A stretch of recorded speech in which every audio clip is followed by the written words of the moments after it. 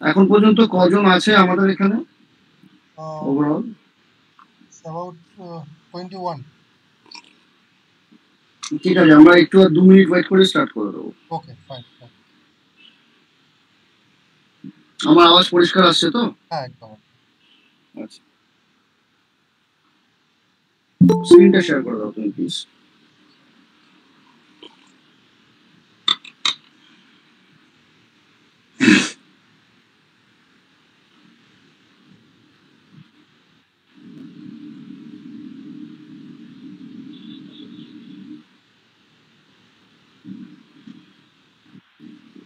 হ্যাঁ, আমার স্ক্রিন কি দেখা যাচ্ছে? হ্যাঁ, বাকিরা বলুক, আমি দেখতে পাচ্ছি। দেখা যাচ্ছে। দেখা যাচ্ছে না? Thank you, thank you, thank you, thank you. দেখা যাচ্ছে, দেখা যাচ্ছে, ঠিক আছে। স্যার ফুল স্ক্রিনটা শেয়ার করবেন। রাইট সাইডে যে পার্টিসিপেন্টদের লোগো বা লিস্টটা দেখা যাচ্ছে, তার জন্য অনেক সময় রেকর্ডিং এর স্ক্রিন সাইজটা ছোট হয়ে যায়, যেটা অনেকে আগে বলছিলেন। হ্যাঁ, হ্যাঁ, আমি ফুল স্ক্রিনটা শেয়ার করেছি।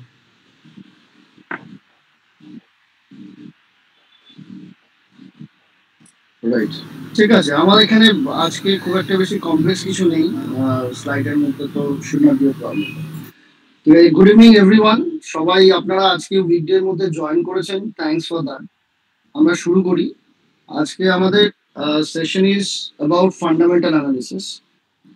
তো ফান্ডামেন্টাল অ্যানালিসিস যে ঢোকার আগে আমি দু একটা কথা বলে নিতে চাই যে ইকুইটি ইনভেস্টমেন্টে ফান্ডামেন্টাল অ্যানালিসিস করে যখন আমরা ইনভেস্টমেন্ট করব, আর টেকনিক্যাল অ্যানালিসিস করে যখন আমরা ইনভেস্টমেন্ট করব, এই দুটোর মধ্যে হেডেন হেভেন ডিফারেন্স আছে। ইকুইটি, যারা ফান্ডামেন্টাল ইনভেস্টর ইকুইটিতে, তাদের একটা মাইন্ডসেট তৈরি করতে হয়।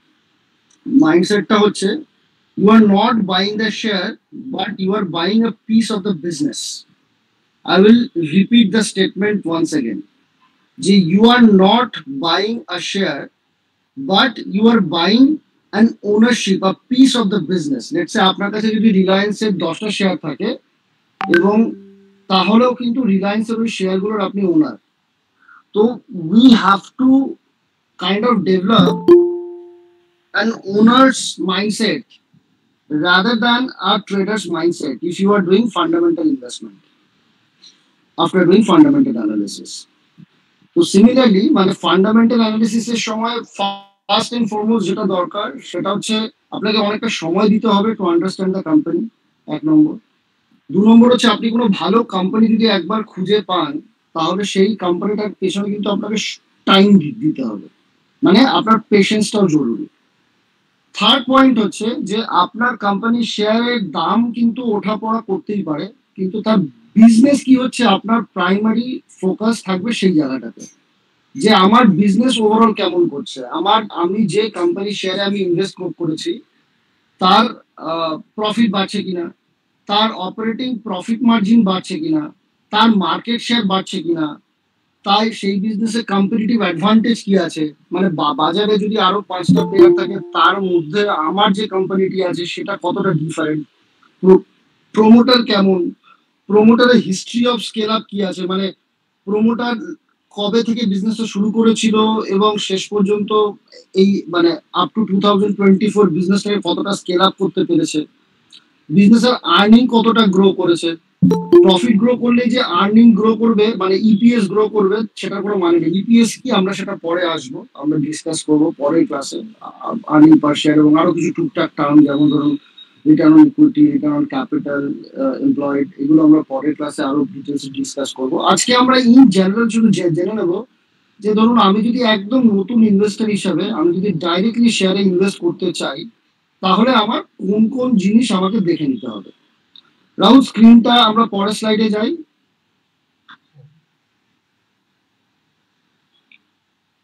সো আজকে আমাদের প্রাইমারি এজেন্ডার মধ্যে আমরা very basic few things we will cover. The first is যে ফান্ডামেন্টাল অ্যানালিসিস কি জিনিস। সেকেন্ড কোয়েশ্চেন আমরা যেটা দেখবো যে এটা কতটা রিলেভেন্ট আজকের দিনে, কেন কি উইথ দ্য টাইম কি হচ্ছে 2024-এ এখন সমস্ত মানুষের কাছেই সময় অনেক কম, সকলেই চাই আমি কম সময় কতটা বেশি করতে পারি। তো এইরকম একটা সময়ে ফান্ডামেন্টাল ইনভেস্টিং কতটা মানে সময়োপযোগী সেটা আমরা দেখবো। What is most important for a fundamental analysis, এই কোয়েশ্চেনটার আনসার আমরা খুঁজবো। যে সেখানে তো 1000খানা ক্রাইটেরিয়া আছে একটা কোম্পানিকে অ্যানালিসিস করার, বাট সব থেকে ইম্পর্টেন্ট কোন প্যারামিটারটা। তারপরে আমরা দেখবো যে নর্মালি একটা কোম্পানিতে ইনভেস্ট করতে গেলে পরে what are the things to look at, আমরা কোন কোন প্যারামিটার গুলোর দিকে তাকাবো এবং সেই প্যারামিটার গুলো আমরা কোথা থেকে পাবো, তার সোর্স অফ ইনফরমেশন কি হবে সেগুলো আমরা দেখবো। আর ডিফারেন্ট অ্যাপ্রোচ, ফান্ডামেন্টাল ইনভেস্টিং এরও ডিফারেন্ট রকমের অ্যাপ্রোচ হয়, সেই অ্যাপ্রোচ গুলো নিয়ে আমরা আলোচনা করবো। তাহলে আমরা নেক্সট স্লাইডে যাই।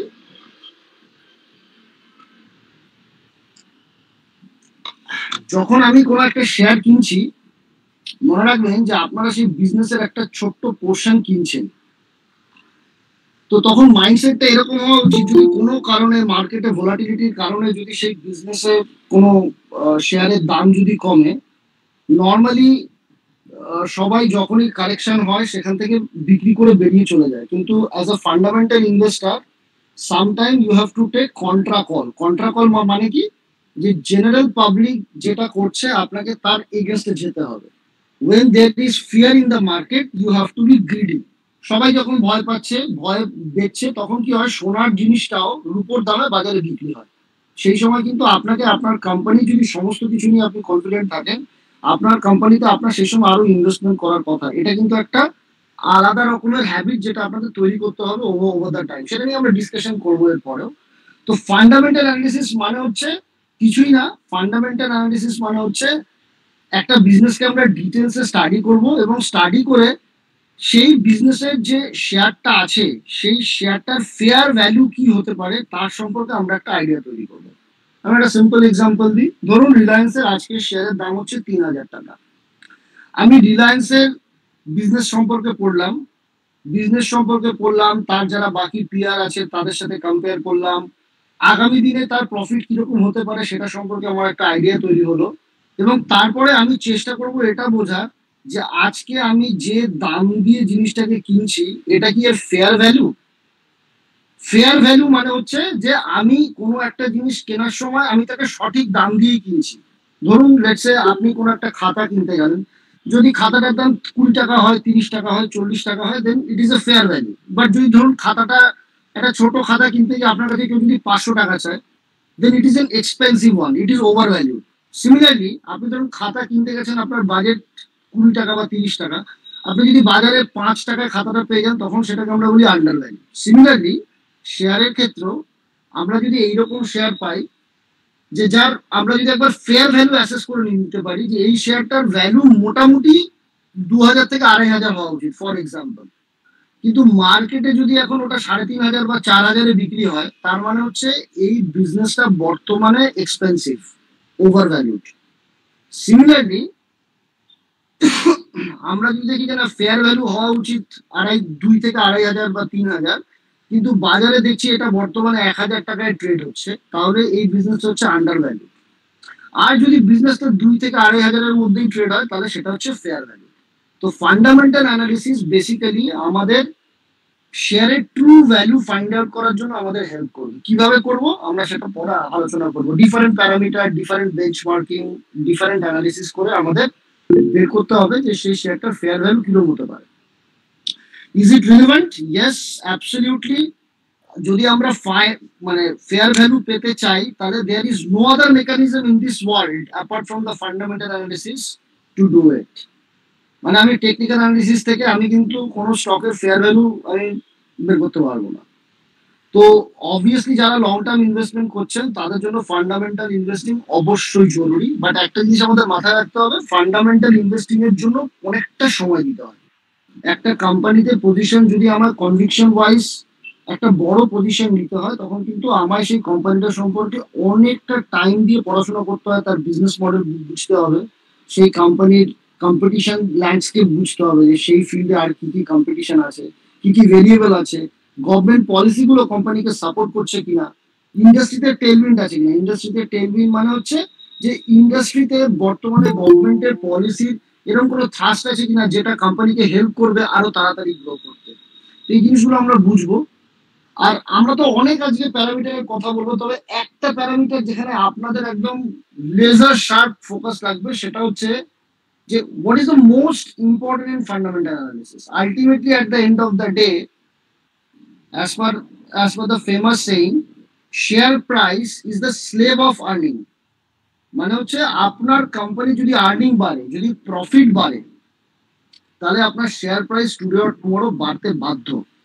আপনি যদি এরকম কোনো শেয়ার পান বাজারে যার প্রফিট ক্রমাগত বেড়ে চলেছে অথচ শেয়ার প্রাইস বাড়ছে না, এটা একটা অপরচুনিটি হতে পারে আপনার জন্য। তো তার জন্য আপনাকে বুঝতে হবে যে কোম্পানির শেয়ারের প্রাইসটা যে বাড়ছে না, সেটা কেন বাড়ছে না। আরেকটা জিনিস আমাদের এখানে বুঝতে হবে যে শেয়ার মার্কেটটা হচ্ছে একটা ফিউচার ডিসকাউন্টিং মেকানিজম। মানে ভবিষ্যতে কি হতে পারে সেটা কিন্তু শেয়ার মার্কেট আগেই দেখে ফেলে, কেন কি share market is the collective wisdom of crowds of investors. তো তারা 6 মাস আগে থেকে, 3 মাস আগে থেকে, 9 মাস আগে থেকে বুঝে যায় যে এই বিজনেসের টপ চলে এসছে, টপ মার্জিন, সব থেকে বেশি মার্জিন বিজনেস অলরেডি আর্ন করছে, এর থেকে আর বেশি মার্জিন সম্ভব না। ফলে এরকম দেখবেন আপনি, এবার কিন্তু মার্কেট নর্মালি 3 থেকে 6 মাসের বেশি দূরের জিনিস দেখতে পায় না। নর্মালি মার্কেট সবসময় আগামী 6 মাসে কি হতে পারে সেটা নিয়ে মেইনলি কনসার্ন থাকে। কিন্তু আপনার যদি বিজনেস সম্পর্কে লং টার্ম ভিউ থাকে যে আগামী 1 বছর, 2 বছর, 3 বছরের কোম্পানিটা কোথায় যাবে, আপনি কিন্তু অনেক সময় মার্কেটে ভালো ডিসকাউন্টেড ডিল পেতে পারেন। ঠিক আছে, সেটা নিয়ে আমরা আলোচনা করবো। রাহুল, আমরা নেক্সট স্লাইডটায় যাই। তবে যেটা মোস্ট ইম্পর্টেন্ট ফ্যাক্টর সেটা হচ্ছে we have to focus on earning, profit বাড়ছে কিনা এবং কি রেটে বাড়ছে। এবার ধরুন কোনো একটা কোম্পানিতে লেটসে আমাদের ভারতবর্ষে টোটাল 7,000 কোম্পানি লিস্টেড আছে। আপনার কাছে ক্যাপিটাল হবে 2 লাখ, 5 লাখ, 10 লাখ, 20 লাখ, 50 লাখ, 1 কোটি, 2 কোটি, ম্যাক্সিমাম 5 কোটি, 10 কোটি, হোয়াট এভার। আপনার কাছে যতই টাকা থাকুক না কেন, that is insufficient to invest in all companies. আমি একবারে সমস্ত কোম্পানিতে আমি ইনভেস্টমেন্ট করতে পারবো না। তো আমাকে স্টক পিকিং করতেই হবে। ঠিক আছে, তো স্টক পিক করার জন্য আমরা কোন কোন জিনিসের দিকে নজর রাখবো সেটা একটুখানি এবার আলোচনা করি। ফার্স্ট অ্যান্ড ফরমোস্ট যেটা ইম্পর্টেন্ট জিনিস সেটা হচ্ছে আপনাকে জানতে হবে যে আপনি যে কোম্পানিটার কথা ভাবছেন সেই কোম্পানিটাতে ইন্ডাস্ট্রি গ্রোথ কিরকম, মানে সেই ইন্ডাস্ট্রিটা গ্রো করছে কিনা। ফর এক্সাম্পল, আপনাদের মধ্যে কেউ একজন কি আমায় বলতে পারেন যে এই মুহূর্তে সব থেকে ভালো প্রমিসিং ইন্ডাস্ট্রিজ কোনগুলো, যেখানে ইন্ডাস্ট্রি গ্রোথ ইজ হিউজ, খুব ভালোভাবে ইন্ডাস্ট্রি গ্রো করছে? কেউ চাইলে আপনারা আনমিউট করে অবশ্যই বলতে পারেন।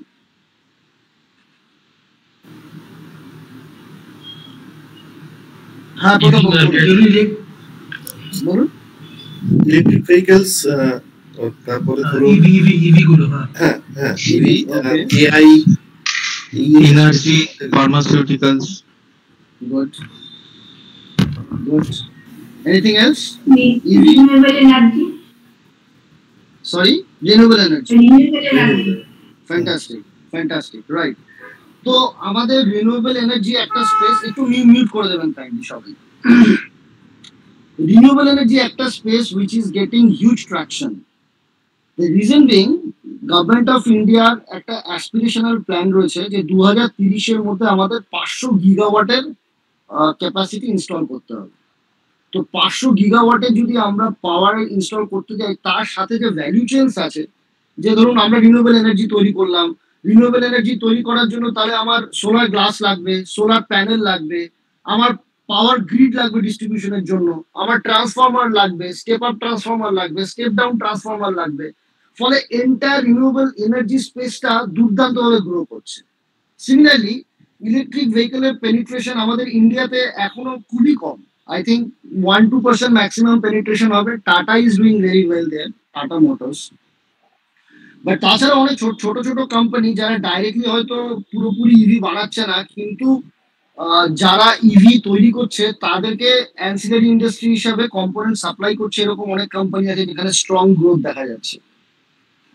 সিমিলারলি আপনারা যেটা বললেন, ওভারঅল পাওয়ার ইন্ডাস্ট্রিতে আমাদের পাওয়ারে অনেক দিন ধরে ক্যাপেক্স হয়নি।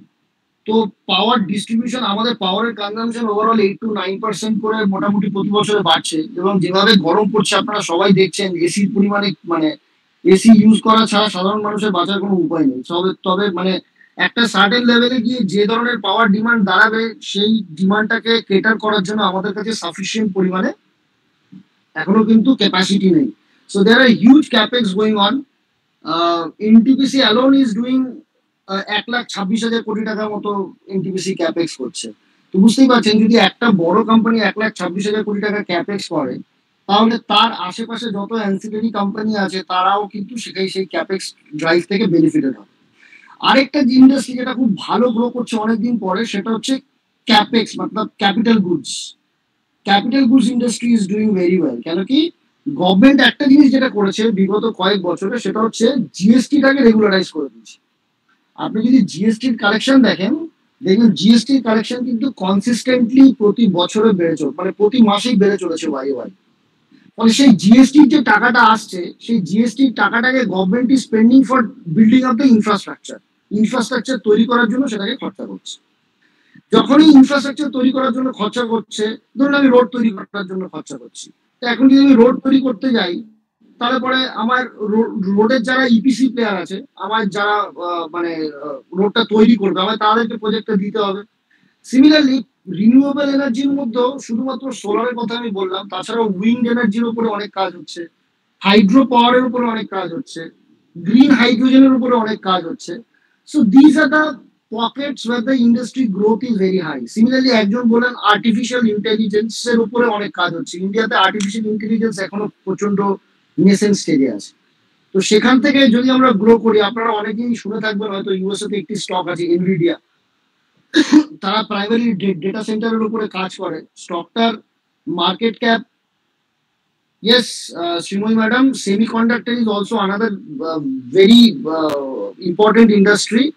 এখনো পর্যন্ত সেরকম ভাবে বিশাল ভাবে গ্রোথ ইন্ডিয়াতে হয়নি, বাট ইন্ডিয়ান গভর্নমেন্ট কিন্তু প্রচুর ভাবে ইনভেস্ট করছে সেমিকন্ডাক্টর ইন্ডাস্ট্রির উপরে। That's also very important industry. Thanks for the value addition. আর সেমিকন্ডাক্টরের ভ্যালু চেনটা অ্যাকচুয়ালি কি, সেমিকন্ডাক্টরের ডিজাইন করে একটা দেশ, ম্যানুফ্যাকচারিং করে একটা দেশ, তারপরে তার মধ্যে সার্কিট ডিজাইন করবে অন্য আরেকটা দেশ। তো এবং সেমিকন্ডাক্টর নিয়ে ওভারঅল বিভিন্ন দেশের মধ্যে কনফ্লিক্ট অনেক বেশি। That is Y government of India চাইছে যে অ্যাটলিস্ট ইলেকট্রনিক গুডস যেগুলো আছে সেগুলোতে যে ধরনের সেমিকন্ডাক্টর লাগে অ্যাটলিস্ট সেই সমস্ত সেমিকন্ডাক্টর গুলো বানানোর ক্ষেত্রে আমরা যাতে সেলফ রিলায়েন্ট হয়ে যাই তার জন্য গভর্নমেন্ট চেষ্টা করছে। গভর্নমেন্ট একটা বড় প্রজেক্ট দিয়েছে, একটা সিজি পাওয়ার পেয়েছে তার মধ্যে এবং একটা টাটা পেয়েছে। তো ওরা অলরেডি কাজ শুরু করবে। তো আমায় দেখতে হবে প্রথমে তার জন্য তাহলে কি করতে হবে, ইন্ডাস্ট্রি গ্রোথ যদি আমায় খুঁজে বের করতে হয় তাহলে আমায় কি করতে হবে। প্রথম কথা হচ্ছে আমার পড়াশোনা করতে হবে, আমার প্রতিদিনের নিউজ পেপারটা খুলে দেখতে হবে এক নম্বর, যে কোথায় কিরকম টেইলউইন্ড আসছে। দ্বিতীয়ত আমায় প্রতিটা কোম্পানি 3 মাস পর পর আর্নিং রেজাল্টস, মানে তাদের যা রেজাল্টস হয় সেই রেজাল্টটা স্টক মার্কেটে বা স্টক এক্সচেঞ্জে পাবলিশ করে, স্টক এক্সচেঞ্জে সাবমিট করে। তার মধ্যে কি কি থাকে, তার মধ্যে 3-4টে জিনিস থাকে। একটা হচ্ছে প্রফিট অ্যান্ড লস অ্যাকাউন্ট, একটা হচ্ছে ব্যালেন্স শিট, একটা হচ্ছে ক্যাশ ফ্লো স্টেটমেন্ট। এই 3টে জিনিস থাকে, তার সাথে একটা ইনভেস্টর প্রেজেন্টেশন থাকে। আর বড় কোম্পানি হলে প্রতিবার আর্নিং ঘোষণা করার পরে বা প্রতিবার রেজাল্ট ঘোষণা করার পরে তারা যারা ডিফারেন্ট অ্যানালিস্টরা আছে অ্যানালিস্টদের সাথে একটা মিটিং করে, যেখানে কোম্পানির চেয়ারম্যান এসে সমস্ত অ্যানালিস্টদের সমস্ত যা কোয়েশ্চেন আছে সেগুলোকে অ্যাটেন্ড করে। এবং ওই যে ইন্টারাকশনটা হয় 45 মিনিট থেকে 1 ঘন্টার, এই ইন্টারাকশনটা একটা ট্রান্সক্রিপ্ট তৈরি হয়। ট্রান্সক্রিপ্ট মানে কি, ট্রান্সক্রিপ্ট মানে কিছুই নয়, যে কথোপকথনটা হলো, ধরুন আপনি আর আমি কথা বলছি, এই কথোপকথনটাই কোয়েশ্চেন এন্ড আনসার হিসাবে লেখা হিসাবে একটা 17-18 পাতা 20 পাতার একটা ডকুমেন্ট দেবে, সেটাকে আমরা বলি transcript of that earning call. সেটাও প্রতি কোয়ার্টারে আসে। তো কোন কোম্পানি কেমন করছে বুঝতে গেলে পরে আমায় দেখতে হবে যে সেই কোম্পানির রেজাল্টে আর্নিং গ্রোথ কিরকম আছে, প্রফিট গ্রোথ কত পার্সেন্ট করে হচ্ছে। এবার প্রফিট গ্রোথটা যখনই আপনি একটা প্রফিট এন্ড লস অ্যাকাউন্ট খুলবেন, যখন আগের বছরের সেম কোয়ার্টারের সাথে এই বছরের সেম কোয়ার্টার কম্প্যারিজন করবেন, আপনি বুঝতে পারবেন দেখলে পরে যে এই যে প্রফিট গ্রোথটা হয়েছে সেটা কি রেভিনিউ গ্রো করার জন্য হয়েছে, মানে কোম্পানির সেল বেড়েছে নাকি মার্জিন বেড়েছে। ধরুন আমি আগে 100 টাকার মাল বেচতাম কিন্তু আগে 10% প্রফিট করতাম, এখন আমি 100 টাকার মাল বেচি কিন্তু আমি 20% প্রফিট করি। তাহলে আগে আমার প্রফিট হতো 100 টাকার 10% মানে 10 টাকা, এখন আমার প্রফিট হচ্ছে 100 টাকার 20% মানে 20 টাকা। আমি কিন্তু সেল বাড়িয়ে আমার প্রফিট বাড়ালাম না, আমি আমার প্রফিট মার্জিন বাড়িয়ে আমার প্রফিট বাড়ালাম, এটাও কিন্তু হয়।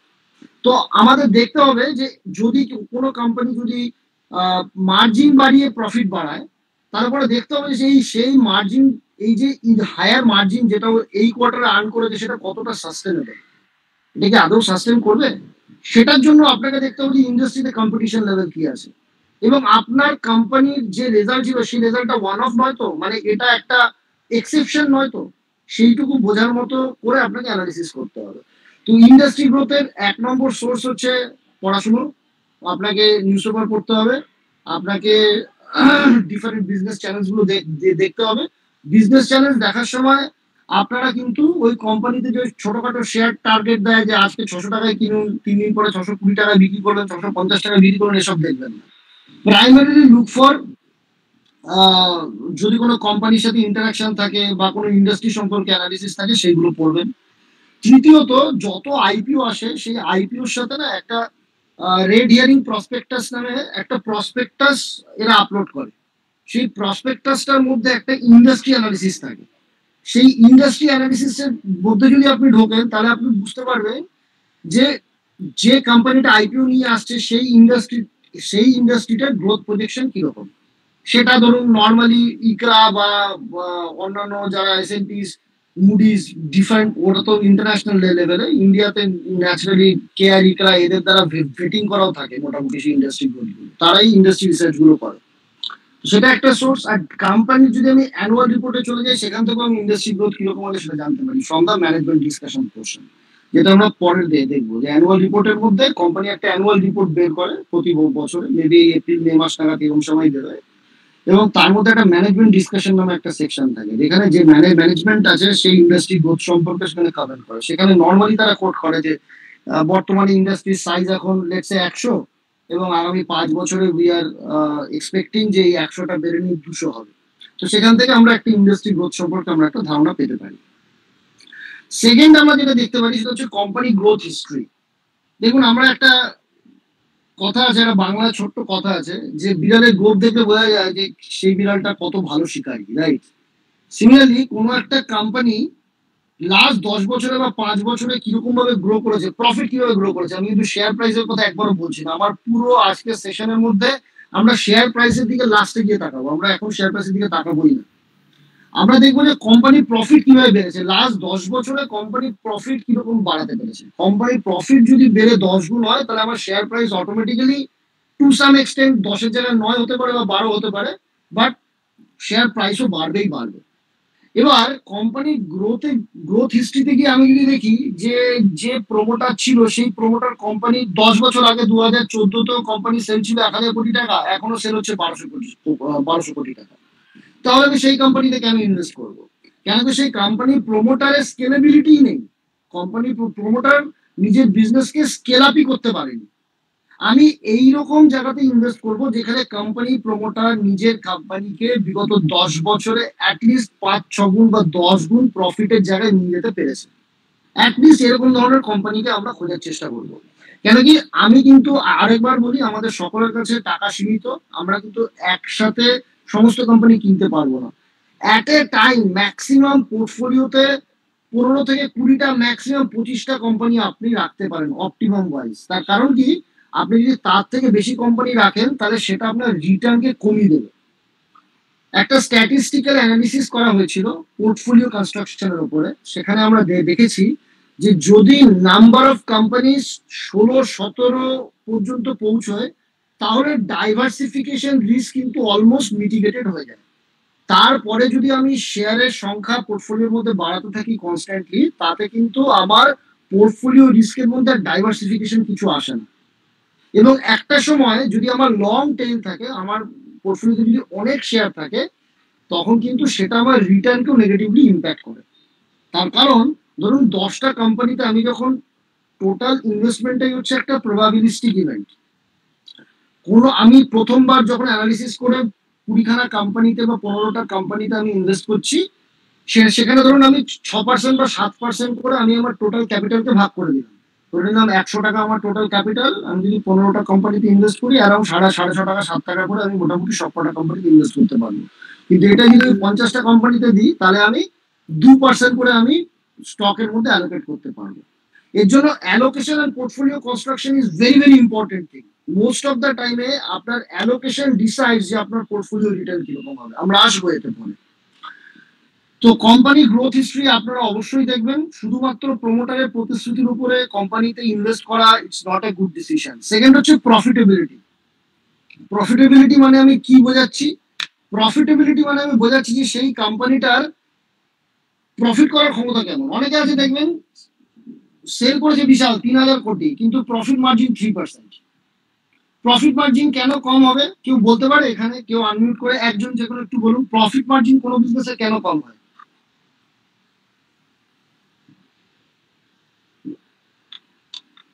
কেউ বলতে পারবেন? যখন স্টিপ কম্পিটিশন থাকে। Absolutely, you are bang on target. যখন স্টিপ কম্পিটিশন থাকে, যখন আমার প্রোডাক্টটা একটা কমোডিটাইজ প্রোডাক্ট, ধরুন সিমেন্ট সবাই তৈরি করছে, ফর এক্সাম্পল সিমেন্ট সবাই তৈরি করছে, বা ধরুন একটা আমার কাছে চায়ের গ্লাসটা আছে বা কাপটা আছে, এই কাপটা 1000 জন লোক তৈরি করছে, তার মধ্যে কোনো প্রোডাক্ট ডিফারেন্সিয়েশন নেই। আপনার কোম্পানি যে প্রোডাক্ট তৈরি করে তার মধ্যে কোনো কম্পিটিটিভ অ্যাডভান্টেজ নেই। ইন্ডাস্ট্রির মধ্যে 1000 জন প্লেয়ার আছে যারা একই জিনিস তৈরি করছে, ফলে সেখানে কিন্তু প্রফিট সবসময় কম হবে। কেন কি? আপনাকে সবসময় ডিসকাউন্টে মাল বিক্রি করতে হবে। আমি যদি ডিসকাউন্ট না দিই তাহলে আমার পাশের বাড়িতে যে বিক্রি করছে তার কাছে লোক চলে যাবে। কিন্তু একটা এক্সাম্পল দিচ্ছি, ধরুন আপনি রেলওয়ে টিকিট বুক করবেন, আইআরসিটিসি মতো আর কটা অর্গানাইজেশন জানেন যার থ্রুতে আপনি রেলের টিকিট কিনতে পারেন? আপনারা আনমিউট করে বলতে পারেন আমার। আইআরসিটিসি ছাড়া আর কোন কোম্পানি আছে? Make my trip, Go IBO, Make my trip, yes, maximum 5-6টা কোম্পানি হবে। তো এটাকে আমরা বলি অলিগোপলিস্টিক কম্পিটিশন, যেখানে কিছু প্লেয়ার আছে, মানে হাজারখানা প্লেয়ার নেই কিন্তু ইন্ডাস্ট্রি। ধরুন airline industry for example, airline ইন্ডাস্ট্রিতে ইন্ডিগো আছে, এখন ভিস্তারা আছে, আর মোস্ট অফ দ্য এয়ারলাইন তো বন্ধ হয়ে গেছে বা non profit making close down হয়ে গেছে। তো কোনো ইন্ডাস্ট্রি থাকে যেখানে প্রচুর প্লেয়ার থাকে, কম্পিটিশন ইজ ভেরি হাই। ওখানে কিন্তু শুধুমাত্র আপনাকে প্রাইসিং এর উপরে বা প্রাইসের ডিসকাউন্ট দিয়ে আপনাকে মাল বেচতে হবে, তখন কম্পিটিশন অনেক বেশি থাকে। তো এই জন্য বিজনেস মডেলটা বোঝাটা খুব ইম্পর্টেন্ট, যে আমি যে বিজনেসটা ইনভেস্ট করছি সেটা কি হাই প্রফিট মার্জিন বিজনেস না low profit margin business. High profit margin business কখন থাকবে? কেউ বলতে পারে কখন হাই প্রফিট মার্জিন বিজনেস হবে? কম্পিটিটিভ অ্যাডভান্টেজ বেশি, যখন competition এক্সপেন্ডিচার কম, মনোপলি নিশ প্রোডাক্ট দিচ্ছে। Right, all are true. আমি কোনো নিশ প্রোডাক্ট বানাচ্ছি যেটা অন্য কেউ বানাতে পারছে না, এবং অন্য কেউ বানাতে পারছে না বলে কম্পিটিশন কম। আমি এমন কোনো একটা বিজনেস করছি যেটা ক্যাপিটাল ইন্টেন্সিভ নয়, যেখান থেকে ভেরি হাই প্রফিট আসে। যেমন ধরুন ব্রোকিং কোম্পানিগুলো, for example Angel and all, Angel, HDFC MC, এদের দেখবেন profit, HDFC MC profit margin 75-80-85% চলে যায়। কেন কি? এদের তো খরচ নেই, একটা প্ল্যাটফর্ম তৈরি করে রেখেছে, সেই প্ল্যাটফর্মের থ্রুতে ডাইরেক্ট ইনভেস্টমেন্ট আসছে, এবার যা ধরুন কমিশন যা দিল, বাকি যা থাকলো নিজেদের প্রফিট। আপনি দেখবেন ইন্ডিয়া মার্ট একটা বিটুবি প্ল্যাটফর্ম আছে, হাই প্রফিট বিজনেস। এরকম যেগুলো প্ল্যাটফর্ম বিজনেস আছে সেখানে কিন্তু return on capital is very high, they are very high margin business. এবং অনেক সময় কি হয়, রেগুলেটরি রেস্ট্রিকশন থাকে, যে রেগুলেটরি রেস্ট্রিকশনস এর জন্য আপনি যত খুশি প্ল্যাটফর্ম কোম্পানি খুলতে পারবেন না, বা আপনার যে টেকনিক্যাল এক্সপার্টিস আছে সেটা অন্য কোনো কোম্পানির কাছে নেই, তার জন্য তারা সেই সেগমেন্টে ঢুকতে পারছে না। যেখানে এন্ট্রি ব্যারিয়ার আছে, আমরা বলি সেই ইন্ডাস্ট্রিতে এন্ট্রি ব্যারিয়ার আছে। কোনো ইন্ডাস্ট্রি যদি এরকম থাকে যেখানে এন্ট্রি ব্যারিয়ার আছে, সেখানে কিন্তু আপনি ঢুকতে পারবেন না তাড়াতাড়ি, ফলে কিন্তু আপনার profit margin will always remain high. আমি দুটো কোম্পানির এক্সাম্পল দিই যেখানে এন্ট্রি ব্যারিয়ার আছে। এক নম্বর হচ্ছে, আপনারা সবাই নেসলের নাম শুনেছেন। নেসলে ল্যাকটোজেন বাচ্চাদের জন্য দুধ তৈরি করে। বাচ্চাদের জন্য যে দুধ তৈরি করে সেই বিজনেসে নেসলের আরওসি ইজ 100%। মানে প্রতি 100 টাকার রিটার্ন, প্রতি 100 টাকা ক্যাপিটাল যদি সে ডিপ্লয় করে তাহলে তার 200 টাকা আর্নিং হয় সেখান থেকে। বাট স্টিল দেখুন এত হাই কোয়ালিটি বিজনেস, বাট বাজারে আর কটা প্লেয়ার আছে যারা দুধ তৈরি করতে পারে বাচ্চাদের জন্য? ইনফ্যান্ট মিল্ক, আমুল আছে, বাচ্চাদের জন্য নেই। বাচ্চাদের জন্য নেই। আর কেউ নেই? অ্যাবট অ্যাবট আছে, ফ্যান্টাস্টিক। সুজিতবাবু, thank you so much, I wanted to come to this. এখানে যেটা করতে হয় সেটা হচ্ছে বাচ্চাদের দুধের জন্য যদি আপনাকে লাইসেন্স বের করতে হয় তাহলে পরে আপনাকে WHO থেকে পারমিশন নিতে হবে। WHO মানে হচ্ছে ওয়ার্ল্ড হেলথ অর্গানাইজেশন। আর ওয়ার্ল্ড হেলথ অর্গানাইজেশনের কাছে আপনি যদি যান তাহলে পরে ওয়ার্ল্ড হেলথ অর্গানাইজেশন এখন আর নতুন লাইসেন্স দেওয়া বন্ধ করে দিয়েছে। অ্যাপ্লিকেশন করলে পরে ওরা লিখে পাঠাবে যে মায়ের দুধ হচ্ছে সব থেকে বেস্ট, তার কোনো সাবস্টিটিউট হয় না। এটা লিখে আপনাকে একটা সুন্দর করে রিপ্লাই পাঠিয়ে দেবে। ফলে ওই ইন্ডাস্ট্রিতে কিন্তু অন্য কোনো প্লেয়ার ঢুকতে পারবে না। সেকেন্ডলি, অ্যাবট আছে, কিন্তু অ্যাবট কেন নিজের মার্কেট তৈরি করতে পারলো না? তার কারণ হচ্ছে আমাদের যে পাবলিকেশনস অ্যান্ড অ্যাডভার্টাইজমেন্টস লজ আছে, সেই অ্যাডভার্টাইজমেন্ট লজ অনুযায়ী ইনফ্যান্ট মিল্ক যেটা, সেটার কোনো অ্যাডভার্টাইজমেন্ট অ্যালাউড নয়। তার কোনো অ্যাডভার্টাইজমেন্ট দেখতে পাবেন না আপনি। অ্যাবট নিজের কোনো অ্যাডভার্টাইজমেন্ট তৈরি করতে পারেনি, যার ফলে অ্যাবটের মার্কেট শেয়ার কোনোদিনই সেরকম ভাবে বাড়েনি। ফলে নেসলের একটা এন্ট্রি ব্যারিয়ার WHO তৈরি করে রেখেছে, এবং যেহেতু অন্য কেউ আর মার্কেটিং করতে পারবে না, টিভিতে অ্যাডভার্টাইজমেন্ট দিতে পারবে না, ফলে অ্যাবটও কিন্তু সেই মার্কেট শেয়ারটা দিতে পারেনি। তো এইরকম ধরনের কোনো যদি বিজনেস আপনি পান, Nestle has become too big. Naturally যখন কোনো একটা কোম্পানি অনেক বড় হয়ে যায় তখন তার growth become slower, maybe 13, 15, 17, 18% kind of growth আপনারা পাবেন সেখান থেকে। কিন্তু আপনি যদি এইরকম ধরনের কোনো কোম্পানি পান যেটা একটু মাঝারি সাইজের, অবশ্যই সেই কোম্পানিটার সম্পর্কে পড়ুন, জানুন এবং ভেতরে ঢোকার চেষ্টা করুন যদি এরকম ধরনের কোনো এন্ট্রি ব্যারিয়ার দেখতে পান। আরেকটা কোম্পানি আমি ফর এক্সাম্পল একটা দিতে চাই। একটা কোম্পানি আছে রাজরতন গ্লোবাল ব্র্যান্ড নামে, ফর এক্সাম্পল। আমার এক সময় ইনভেস্টমেন্ট ছিল, অনেকদিন আগে বেঁচে দিয়েছি। রাজরতন গ্লোবাল ব্র্যান্ড কি করে, আমাদের টায়ার বানানোর সময় না আমাদের কিছু বিডস দরকার হয়, স্টিল ওয়্যারের বিড ওয়্যার দরকার হয়, সেই বিড ওয়্যারটা তৈরি করে ওরা। তো টোটাল টায়ারের যা দাম তার মধ্যে only 2% is required for that bead wire, এবং সেই বিড ওয়্যারে ইন্ডিয়ার মধ্যে they are the largest market share, very niche market, but they are the market leader. এইরকম ধরনের যদি কোনো কোম্পানি পান আপনি, যে ইন্ডাস্ট্রি সাইজ ছোট কিন্তু ইন্ডাস্ট্রির মধ্যে he is the market leader. Small cap কোম্পানিতে আমরা অনেক সময় ইনভেস্টমেন্ট করতে ভয় পাই, কিন্তু আপনি যদি একটু ডিটেলসে দেখেন দেখবেন অনেক কোম্পানি আছে ছোট ছোট ইন্ডাস্ট্রিতে যাদের মার্কেট লিডাররা itself be small cap. For example, let's আমি স্যানিটারি ওয়্যারের কথা বলি। Cera sanitary ware is the market leader, or let's say Hindware is the market leader for example, but they are a small cap company, still they are growing very fast. আজকে আমাদের stock market এত ভালো করছে, stock market যদি ভালো করে তাহলে সেই টাকাটা ফাইনালি লোকে যখন কোটি কোটি টাকা কামাবে স্টক মার্কেট থেকে, a major portion of that goes to the real estate market. আজকে দেখবেন বহু বছর পরে 2008-9 পরে, প্রায় 15 বছর পরে real estate market has again started doing well. Demands are picking up. মুম্বাইতে আপনি রিয়েল এস্টেট কোম্পানিগুলোর প্রি-সেলস ফিগার দেখুন, বুকিং দেখুন, দুর্দান্ত ওভারঅল।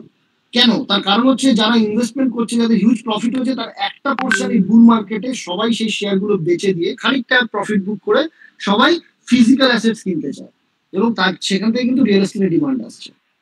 তো আপনাকে ওভারঅল বুঝে নিতে হবে যে এই ওভারঅল ভ্যালু চেঞ্জ, একটা ইনভেস্টমেন্ট করতে গেলে পরে প্রফিট কখন করতে পারে একটা কোম্পানি, সেখানে কম্পিটিটিভ ল্যান্ডস্কেপ কি, কোম্পানির কোনো টেকনিক্যাল নো হাউ আছে কিনা। ফর এক্সাম্পল, যেমন ধরুন আমি একটা কোম্পানির নাম বলছি, let's say Newland lab.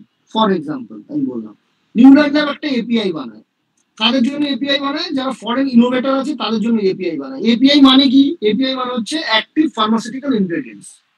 Active pharmaceutical ingredients মানে কি?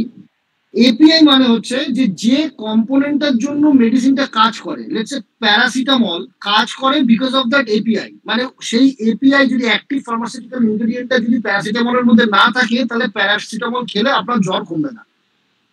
এটাকে আমরা বলি অ্যাক্টিভ ফার্মাসিউটিক্যাল ইনগ্রেডিয়েন্টস। তো এরকম কিছু হাই এন্ডের অ্যাক্টিভ ফার্মাসিউটিক্যাল ইনগ্রেডিয়েন্ট নিউল্যান্ড বানায়। এবার নিউল্যান্ডের সাথে এদের যে কন্ট্রাক্ট আছে সেই কন্ট্রাক্টের মধ্যে এক্সক্লুসিভিটি আছে যে শুধুমাত্র নিউল্যান্ডকে দিয়ে ওরা বানাবে।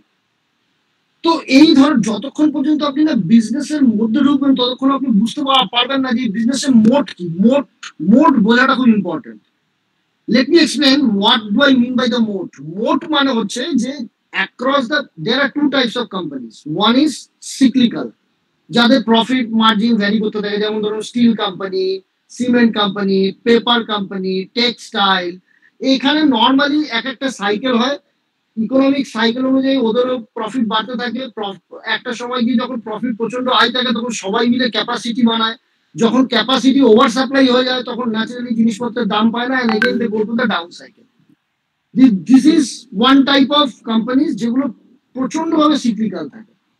কিছু কিছু কোম্পানি থাকে যেগুলোর মধ্যে সিক্লিক্যালিটি কম হয়। বাই এন্ড লার্জ সমস্ত কোম্পানি সিক্লিক্যাল, বাট কিছু কিছু কোম্পানি আছে যেখানে সিক্লিক্যালিটি কম্পোনেন্ট অনেক কম। For example let's say technology companies, let's say TCS. TCS এর সিক্লিক্যালিটি দেখবেন in terms of earning or operating profit margin মোটামুটি 20-22% এরকমই থাকে সবসময়। ও নাইদার কোনো সময় 40% মার্জিন করবে, না কোনো সময় 4% মার্জিন করবে। প্রফিট মার্জিনের মধ্যে ভেরিয়েবিলিটি যদি কম থাকে সেই কোম্পানিতে আপনারা আইডেন্টিফাই করার চেষ্টা করুন, সেই কোম্পানিতে ইনভেস্ট করার চেষ্টা করুন যেখানে you can predict the profit, you can predict the earning. So that is important. Second is next point is growth in profitability.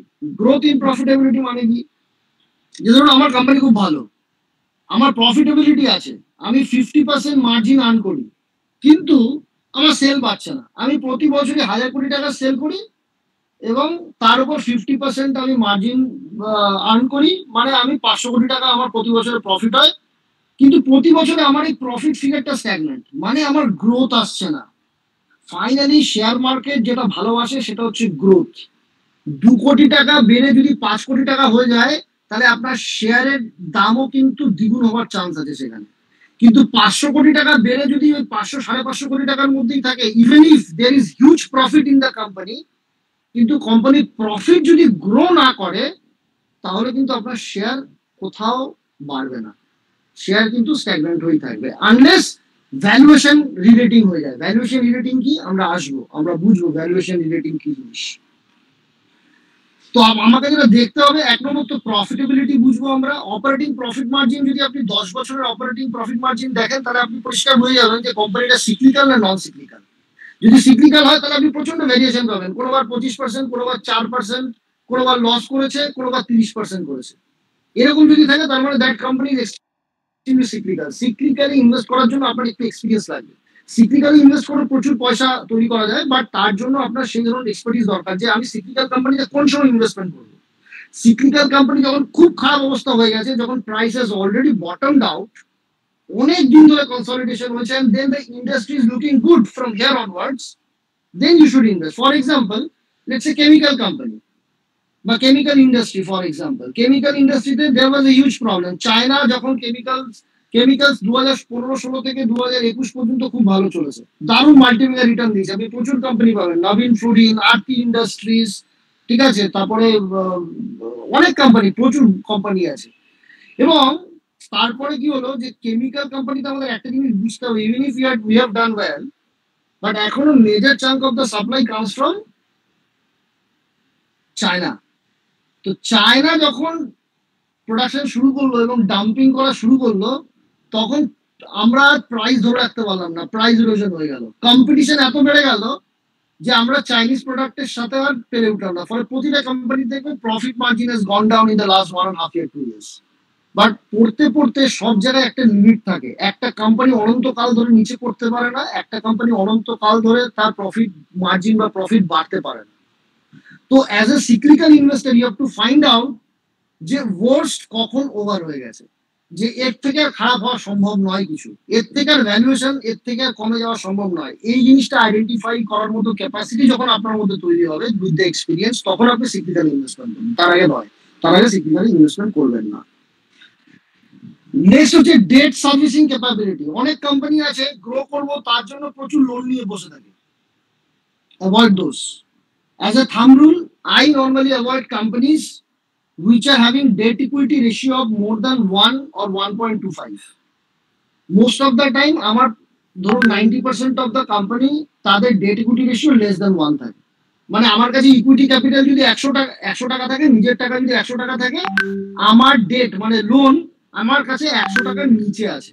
আমি এরকম ধরনের কোম্পানিতেই প্রাইমারি ইনভেস্ট করি। এবং অ্যাজ আই সেড, আপনি ফাইনালি 20টা কোম্পানিতে ইনভেস্ট করবেন, তো আমি এরকম কোম্পানিতে কেন ইনভেস্ট করতে যাবো যার কাছে লোনের প্রচুর বোঝা আছে?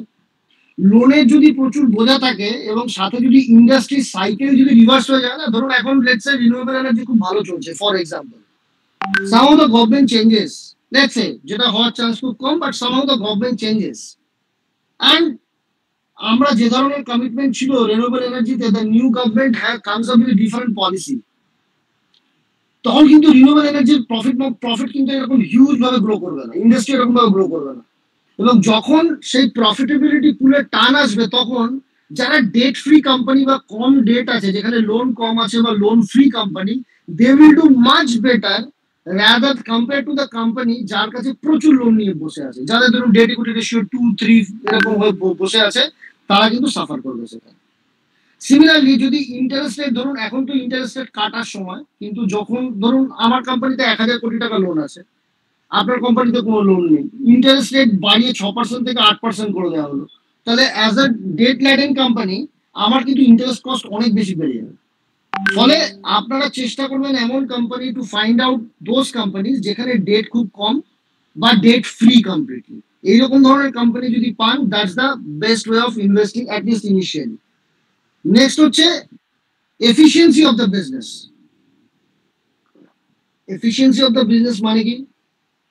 এফিসিয়েন্সি অফ দ্য বিজনেস মানে হচ্ছে যে সেই বিজনেসের return on equity and return on capital employed কত। রিটার্ন অন ক্যাপিটাল এমপ্লয়েড মানে আমি 100 টাকা ইনভেস্ট করলে পরে তার থেকে আমি কত রিটার্ন পাচ্ছি, সেটা হচ্ছে রিটার্ন অন ক্যাপিটাল এমপ্লয়েড। আর রিটার্ন অন ইকুইটি মানে হচ্ছে আমার শেয়ার হোল্ডার ইকুইটি ফান্ড যা আছে তার উপরে আমি কত পার্সেন্ট আমি রিটার্ন জেনারেট করছি। একটা কোম্পানির কাছে দু রকমের ক্যাপিটাল থাকে, একটা হচ্ছে ইকুইটি ক্যাপিটাল যেটা বাজার থেকে রেজ করেছে কোম্পানি, আর একটা হচ্ছে ডেট ক্যাপিটাল যেটা বাজার থেকে মানে ব্যাংক থেকে বা কোনো ফাইন্যান্সিয়াল ইনস্টিটিউশন থেকে লোন নিচ্ছে। আরওসি ক্যালকুলেট করার সময় আমরা এই দুটো ক্যাপিটালকে যোগ করে তার উপরে রিটার্নটা ক্যালকুলেট করার চেষ্টা করি। আর আরওইর সময় আমরা শুধুমাত্র শেয়ার হোল্ডারের ইকুইটি ক্যাপিটালের উপরে রিটার্নটা জেনারেট মানে ক্যালকুলেট করার চেষ্টা করি। তো আমরা দেখবো যে একটা স্ক্রিনারে গিয়ে আমরা 2-4টে কোম্পানির এক্সাম্পল হিসেবে দেখবো যে আমরা আরওসি আরওই মানে কি আরো ডিটেলসে বুঝবো, পরে আরেকটা ক্লাস আছে আমাদের এখানে। তো efficiency of the business is being reflected by, এক নম্বর হচ্ছে অপারেটিং প্রফিট মার্জিন কিরকম, নেট প্রফিট মার্জিন কিরকম, 3 নম্বর হচ্ছে আরওসি কিরকম, return on capital employed, and ROE কিরকম, রিটার্ন অন ইকুইটি কিরকম। নর্মালি চেষ্টা করবেন আরওই বা আরওসি মোর দ্যান 15% হওয়ার। নর্মালি চেষ্টা করবেন এরকম কোম্পানি খোঁজার যেখানে আরওসি আরওই ইজ মোর দ্যান 15%। যদি মোর দ্যান 20% পান তাহলে খুব ভালো, যদি মোর দ্যান 25% পান দে আর ফ্যান্টাস্টিক কোম্পানি। যদি কোনো কোম্পানি 25 টাকা আরওসি জেনারেট করে, তার মানে সেই কোম্পানিতে কোনো না কোনো কম্পিটিটিভ মোড আছে। কম্পিটিটিভ অ্যাডভান্টেজ যদি না থাকতো তাহলে অন্য কোনো কোম্পানি সেই ইন্ডাস্ট্রি ঢুকে পড়তো, ঢুকে পড়ে সে তার প্রফিট মার্জিন কমাতো, প্রফিট মার্জিন যেই কমবে আরওসিও কমে যাবে, আরওইও কমে যাবে। Profitability and ROC ROE this all are interlinked to some extent. Next হচ্ছে ভ্যালুয়েশন।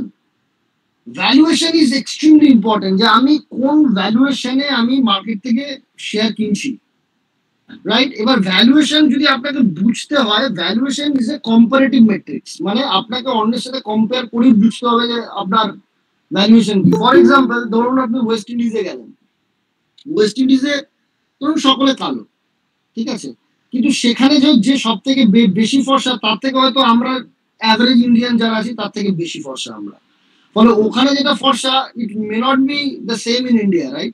সিমিলারলি একটা ইন্ডাস্ট্রিতে যা valuation that can considerably be different from the other industry. যেমন দেখবেন আপনি হিন্দুস্তান ইউনিলিভার, তার ভ্যালুয়েশন, নর্মালি ভ্যালুয়েশন আমরা অনেকগুলো প্যারামিটার দিয়ে ডিসাইড করি, তার মধ্যে একটা হচ্ছে যেমন ধরুন price earning ratio, P ratio, একটা হচ্ছে ইভি এবিডা, একটা হচ্ছে প্রাইস টু বুক, একটা হচ্ছে প্রাইস টু সেলস। 4টে প্যারামিটার দিয়ে আমরা ভ্যালুয়েশন জেনারেলি জাজ করি। তো আমরা নর্মালি ভ্যালুয়েশন দেখার সময় আমরা দেখি দুটো জিনিস, একটা হচ্ছে ইন্ডাস্ট্রিতে বাকি আর যারা প্লেয়ার আছে তার সাথে আমার কি ডিফারেন্স। ধরুন লেটস সে আমি দুটো কোম্পানির এক্সাম্পল দিচ্ছি, তাহলে আপনাদের ক্লিয়ার হয়ে যাবে। ধরুন দুটো কোম্পানি পাইপ বানায়,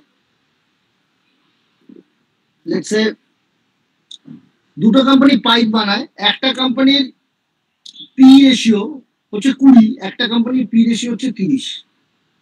অ্যাপারেন্টলি দেখে আপনার মনে হবে যে পি যদি 30 হয় তার মানে সেটা যেটা পি 20, প্রাইস আর্নিং রেশিও যার 20 তার থেকে বেশি valuation, but there can be definite reason for that. হতে পারে সেখানে প্রমোটার খুব ভালো, হতে পারে যেখানে P30 আছে সেখানে growth has come very fast, যেটা P20 যেখানে সেখানে আসেনি। হতে পারে P30 যেখানে আছে সেখানে লোন অনেক কম সেই কোম্পানিতে, that is why they have given better valuation by the market. So there can be n number of reasons, but valuation is another parameter which we will talk about, which we will discuss about, and we will do it with the empirical cases. মানে একটা example নিয়ে, একটা particular ইন্ডাস্ট্রির example নিয়ে সেখানে different প্লেয়ার্সদের মধ্যে ভ্যালুয়েশনের কিরকম difference হতে পারে, পি রেশিও আমরা কখন দেখবো, কখন আমরা প্রাইস টু বুক দেখবো, কখন আমরা প্রাইস টু সেলস দেখবো, এই ধরনের আলোচনা আমরা করবো ভ্যালুয়েশন। নেক্সট হচ্ছে ক্যাশ জেনারেশন। এটা একটা খুব ইম্পর্টেন্ট জিনিস। মোস্ট অফ দ্য টাইমে আমরা যদি শুধু আর্নিং গ্রোথ দেখি, অনেক সময় কোম্পানিরাও তো স্মার্ট এনাফ, কোম্পানিরাও জানে যে ইনভেস্টাররা প্রাইমারিলি দেখে যে আমার প্রফিট বাড়লো কিনা, কিন্তু দিনের শেষে আমি ক্যাশ কতটা জেনারেট করলাম, ক্যাশ ফ্লো ফ্রম অপারেশন কি আসলো, সিএফও কি আসলো, সেটা দেখাটা কিন্তু খুব important.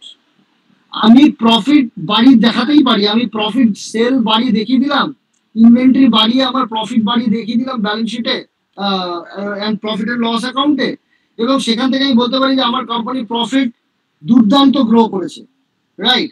But actually it is not that. ধরুন আমি আমার সেল করে দিলাম, 1000 কোটি টাকা আমি সেল করে দিয়েছি, আপনাকে আমি মাল ডেলিভারি দিয়ে দিয়েছি, কিন্তু আপনি আমায় এখনো পেমেন্ট করেননি। তো আমি তো যত খুশি দেখাতে পারি, আমি দেখাতেই পারি যে আমি আপনাকে 3000 কোটি টাকা সেল করে দিচ্ছি 1000 কোটি টাকার জায়গায়। আলটিমেটলি আমায় দেখতে হবে যে যত টাকার আমি সেল করেছি তার মধ্যে কত টাকা আমার প্রফিট অ্যান্ড লস, মানে কোম্পানিকে যে বায়ার আছে সে পে করেছে, ঠিক আছে? অনেক কিছু দেখতে হবে। যেমন ধরুন আমরা এই ক্যাশ জেনারেশনের জিনিসটা মনে রাখবেন, আমরা আপনাকে দেখাবো এরপরে। একটা কোম্পানির সমস্ত কিছু অ্যানালিসিস করে একটা দুটো কোম্পানি দেখিয়ে দেবো যে কিভাবে দেখবেন এগুলো।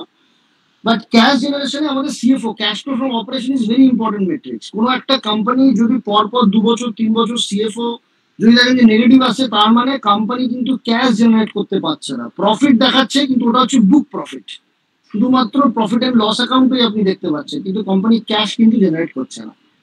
নেক্সট আমরা দেখতে হবে ওয়ার্কিং ক্যাপিটাল সাইকেল ম্যানেজমেন্ট, মানে একটা কোম্পানি কত efficiently working capital cycle manage করছে। ওয়ার্কিং ক্যাপিটাল সাইকেল মানে কি, যে র মেটেরিয়াল থেকে শুরু করে একটা প্রোডাক্ট বেচে পুরো পয়সা পেতে আমার কতদিন সময় লাগে। ফর এক্সাম্পল, মানে ধরুন আমি হেডফোনটা বানাই, এই হেডফোনটা বানানোর জন্য আমি র মেটেরিয়াল কিনবো, র মেটেরিয়াল কেনার পরে তারপরে সেটা ম্যানুফ্যাকচারিং করবো, ম্যানুফ্যাকচারিং করার পর তারপরে আমি মালটা বেচবো কাউকে, এবং তারপরে সে আমায় তার 10 দিন পরে হোক বা 90 দিন পরে হোক বা 6 মাস পরে হোক সে আমায় টাকাটা দেবে। এই টোটাল যে সময় লাগে স্টার্টিং ফ্রম বাইং র material till I am getting the cash from my buyer, এই টোটাল যে টাইমটা লাগে এই টাইমটাকে আমরা বলি ওয়ার্কিং ক্যাপিটাল সাইকেল। এটা যত কম হবে বিজনেস তত বেশি এফিশিয়েন্ট। ফর এক্সাম্পল, আপনারা যখন টাইম পাবেন আপনারা দেখবেন একটা ডিমার্ট নামে একটা কোম্পানি আছে, প্রাইমারিলি কলকাতায় খুব একটা বেশি স্টোনে, একটা রিটেল চেন দিল্লিতে আছে। ডিমার্টের margin is very less, 6% margin, কিন্তু ওর working capital cycle is very nice, 8-10 দিনের মার্জিন হবে। যদি ওয়ার্কিং ক্যাপিটাল সাইকেল কম হয় তাহলে লাভ কি? ধরুন আমার কাছে 100 টাকা আছে, আমার যদি ওয়ার্কিং ক্যাপিটাল সাইকেল 180 দিন হয়, যে টোটাল আমার মাল কিনে মাল বেচে সমস্ত কিছু করে টাকা পেতে আমার 180 দিন সময় লাগে, তাহলে বছরে আমি কবার টাকাটা ঘোরাতে পারবো? 1 বছরে ম্যাক্সিমাম 2 বার ঘোরাতে পারবো। আর আমি যদি পুরো 15 দিনের মধ্যে মাল কিনে বেচে যদি আমি তৈরি করে বেচে দিয়ে টাকা নিয়ে আসতে পারি, তাহলে আমি কতবার ঘোরাতে পারবো? তাহলে আমি বছরে 24 বার 100 টাকা ঘুরিয়ে আমি 2400 টাকা সেল করে দেবো 100 টাকার ক্যাপিটাল দিয়ে। বুঝুন জিনিসটা, আরেকবার বলি। আমার কাছে ক্যাপিটাল আছে 100 টাকা, আপনার কাছেও ক্যাপিটাল আছে 100 টাকা। আমার ওয়ার্কিং ক্যাপিটাল সাইকেল মানে র মেটেরিয়াল কেনার থেকে শুরু করে ফাইনালি কাস্টমারের থেকে কবে টাকা পাচ্ছি মাল বেচার পরে, সেটা হচ্ছে 180 দিন। তার মানে আমি আমার 100 টাকাটাকে দুবার ঘোরাতে পারবো বছরে, 200 টাকায় ম্যাক্সিমাম সেল করতে পারবো গোটা বছরে। বাট আপনি এমন একটা প্রোডাক্টে ডিল করেন যেখানে আপনি ফাটাফাট প্রোডাক্ট তৈরি করে দেন, আপনার supply chain is beautiful, there is heavy demand in the market and there is competition, there is not much competition in the market, তো লোকে আপনাকে অ্যাডভান্সও পেমেন্ট করে দেবে, 5-7 দিনের মধ্যে আপনার প্রোডাক্ট নেওয়ার জন্য আপনাকে পেমেন্ট করে দেবে, এবং আপনার টোটাল ওয়ার্কিং ক্যাপিটাল সাইকেল হচ্ছে 15 দিন। তাহলে আপনি যদি আপনার কাছে যদি 100 টাকা ক্যাপিটাল থাকে, তাহলে 15 দিনের মধ্যে তো আপনি আবার 100 টাকা পেয়ে যাচ্ছেন, আপনি 100 টাকা দিয়ে মাল কিনে পুরোটা বেচলেন, বেচে 15 দিনের মধ্যে যখন 100 টাকা পেয়ে যাচ্ছেন, আবার সেই 100 টাকাটাকে পরের 15 দিন ইউজ করছেন, সেরকম ভাবে আবার 15 দিন, আবার 15 দিন, তার মানে দেখবেন আপনি গোটা বছরে মাসে আপনি দুবার করে 100 টাকা রোল করছেন। তাহলে গোটা বছরে 12 মাসে আপনি 24 বার রোল করছেন। 24 বার যদি আপনি আপনি আপনার ক্যাপিটালটাকে রোল করতে পারেন, তাহলে আপনি 2400 টাকার সেল করতে পারছেন। তাতে যদি আপনার মার্জিন একটু কমও হয়, তাতেও কিন্তু your business will become very high ROC business, very high ROE business. তো ওয়ার্কিং ক্যাপিটাল সাইকেলের সাথে business efficiency is interrelated. আমি যতটা ভালোভাবে আমার ওয়ার্কিং ক্যাপিটাল সাইকেল ম্যানেজ করতে পারবো, আমার বিজনেসের এফিসিয়েন্সি ততটা ভালো হবে। আমি আমার বিজনেসে ইনভেন্টরি যতটা অপটিমাইজ করতে পারবো, তত আমার ক্যাপিটাল কম ফেসে থাকবে ইনভেন্টরি।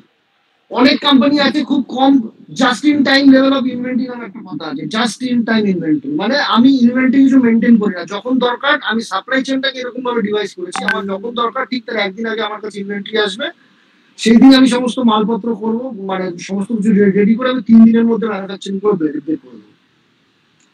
আর একটা খুব সুন্দর এক্সাম্পল দিই জাস্ট ইন টাইম ইনভেন্টরি কাকে বলে। আপনি দেখবেন Asian paints has become a wonderful franchisee and it has been a multi-bagger for last 15-20 years. Recently, Asian Paints একটুখানি headwind face করছে because Hindalco, Aditya Birla Group is venturing into it. Hindalco না, Aditya Birla Group is venturing into the paint segment. তার জন্য একটুখানি এদের share is not moving well এবং valuation has also become very reasonable. তো কিন্তু মানে যেটা আমি বলতে চাইছিলাম যে Asian paints why it has made such kind of profit, any idea that what is the competitive moat বা competitive advantage? ওদের ডেটা অ্যানালিটিক্স। হ্যাঁ, তাছাড়া সাপ্লাই চেইন ম্যানেজমেন্টটা যেভাবে করে। Absolutely. They have wonderful database, they have wonderful supply chain management system, data analytics is super. দিনের মধ্যে 3 বার করে এক একটা ডিলারকে সাপ্লাই করে। They can supply to any dealer pan India thrice in a day, anytime. That means ভাবুন যে একটা ডিলারের কাছে ওকে কিন্তু প্রচুর ইনভেন্টরি ফেলে রাখতে হয় না। তো ওর মতো ইনভেন্টরি ম্যানেজমেন্ট আমাদের ভারতবর্ষে এখনো পর্যন্ত আর কোনো কোম্পানি করতে পারেনি। So that is the competitive moat, that is the competitive advantage for Asian Paints. এবার আমরা পরের জায়গাটায় আসি, সেটা হচ্ছে due diligence on the company and the promoter.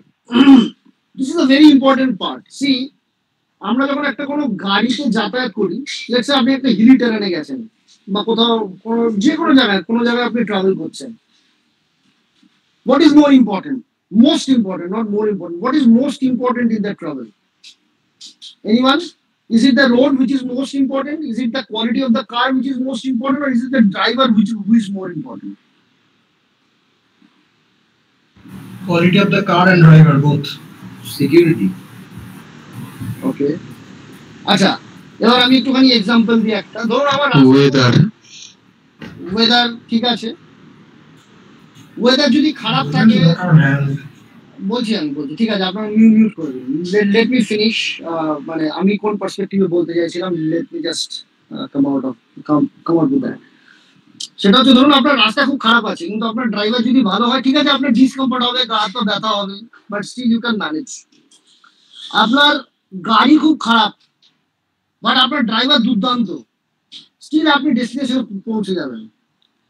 কিন্তু আপনার ড্রাইভার যদি খারাপ হয়, রাস্তাও দুর্দান্ত, গাড়িও মার্সিডিজ ইউজ করছেন, what happened to the Tata promoter? Just crashed. So driver is the most important thing while you are traveling. Similarly, for a company also, it is the promoter who is the most important thing.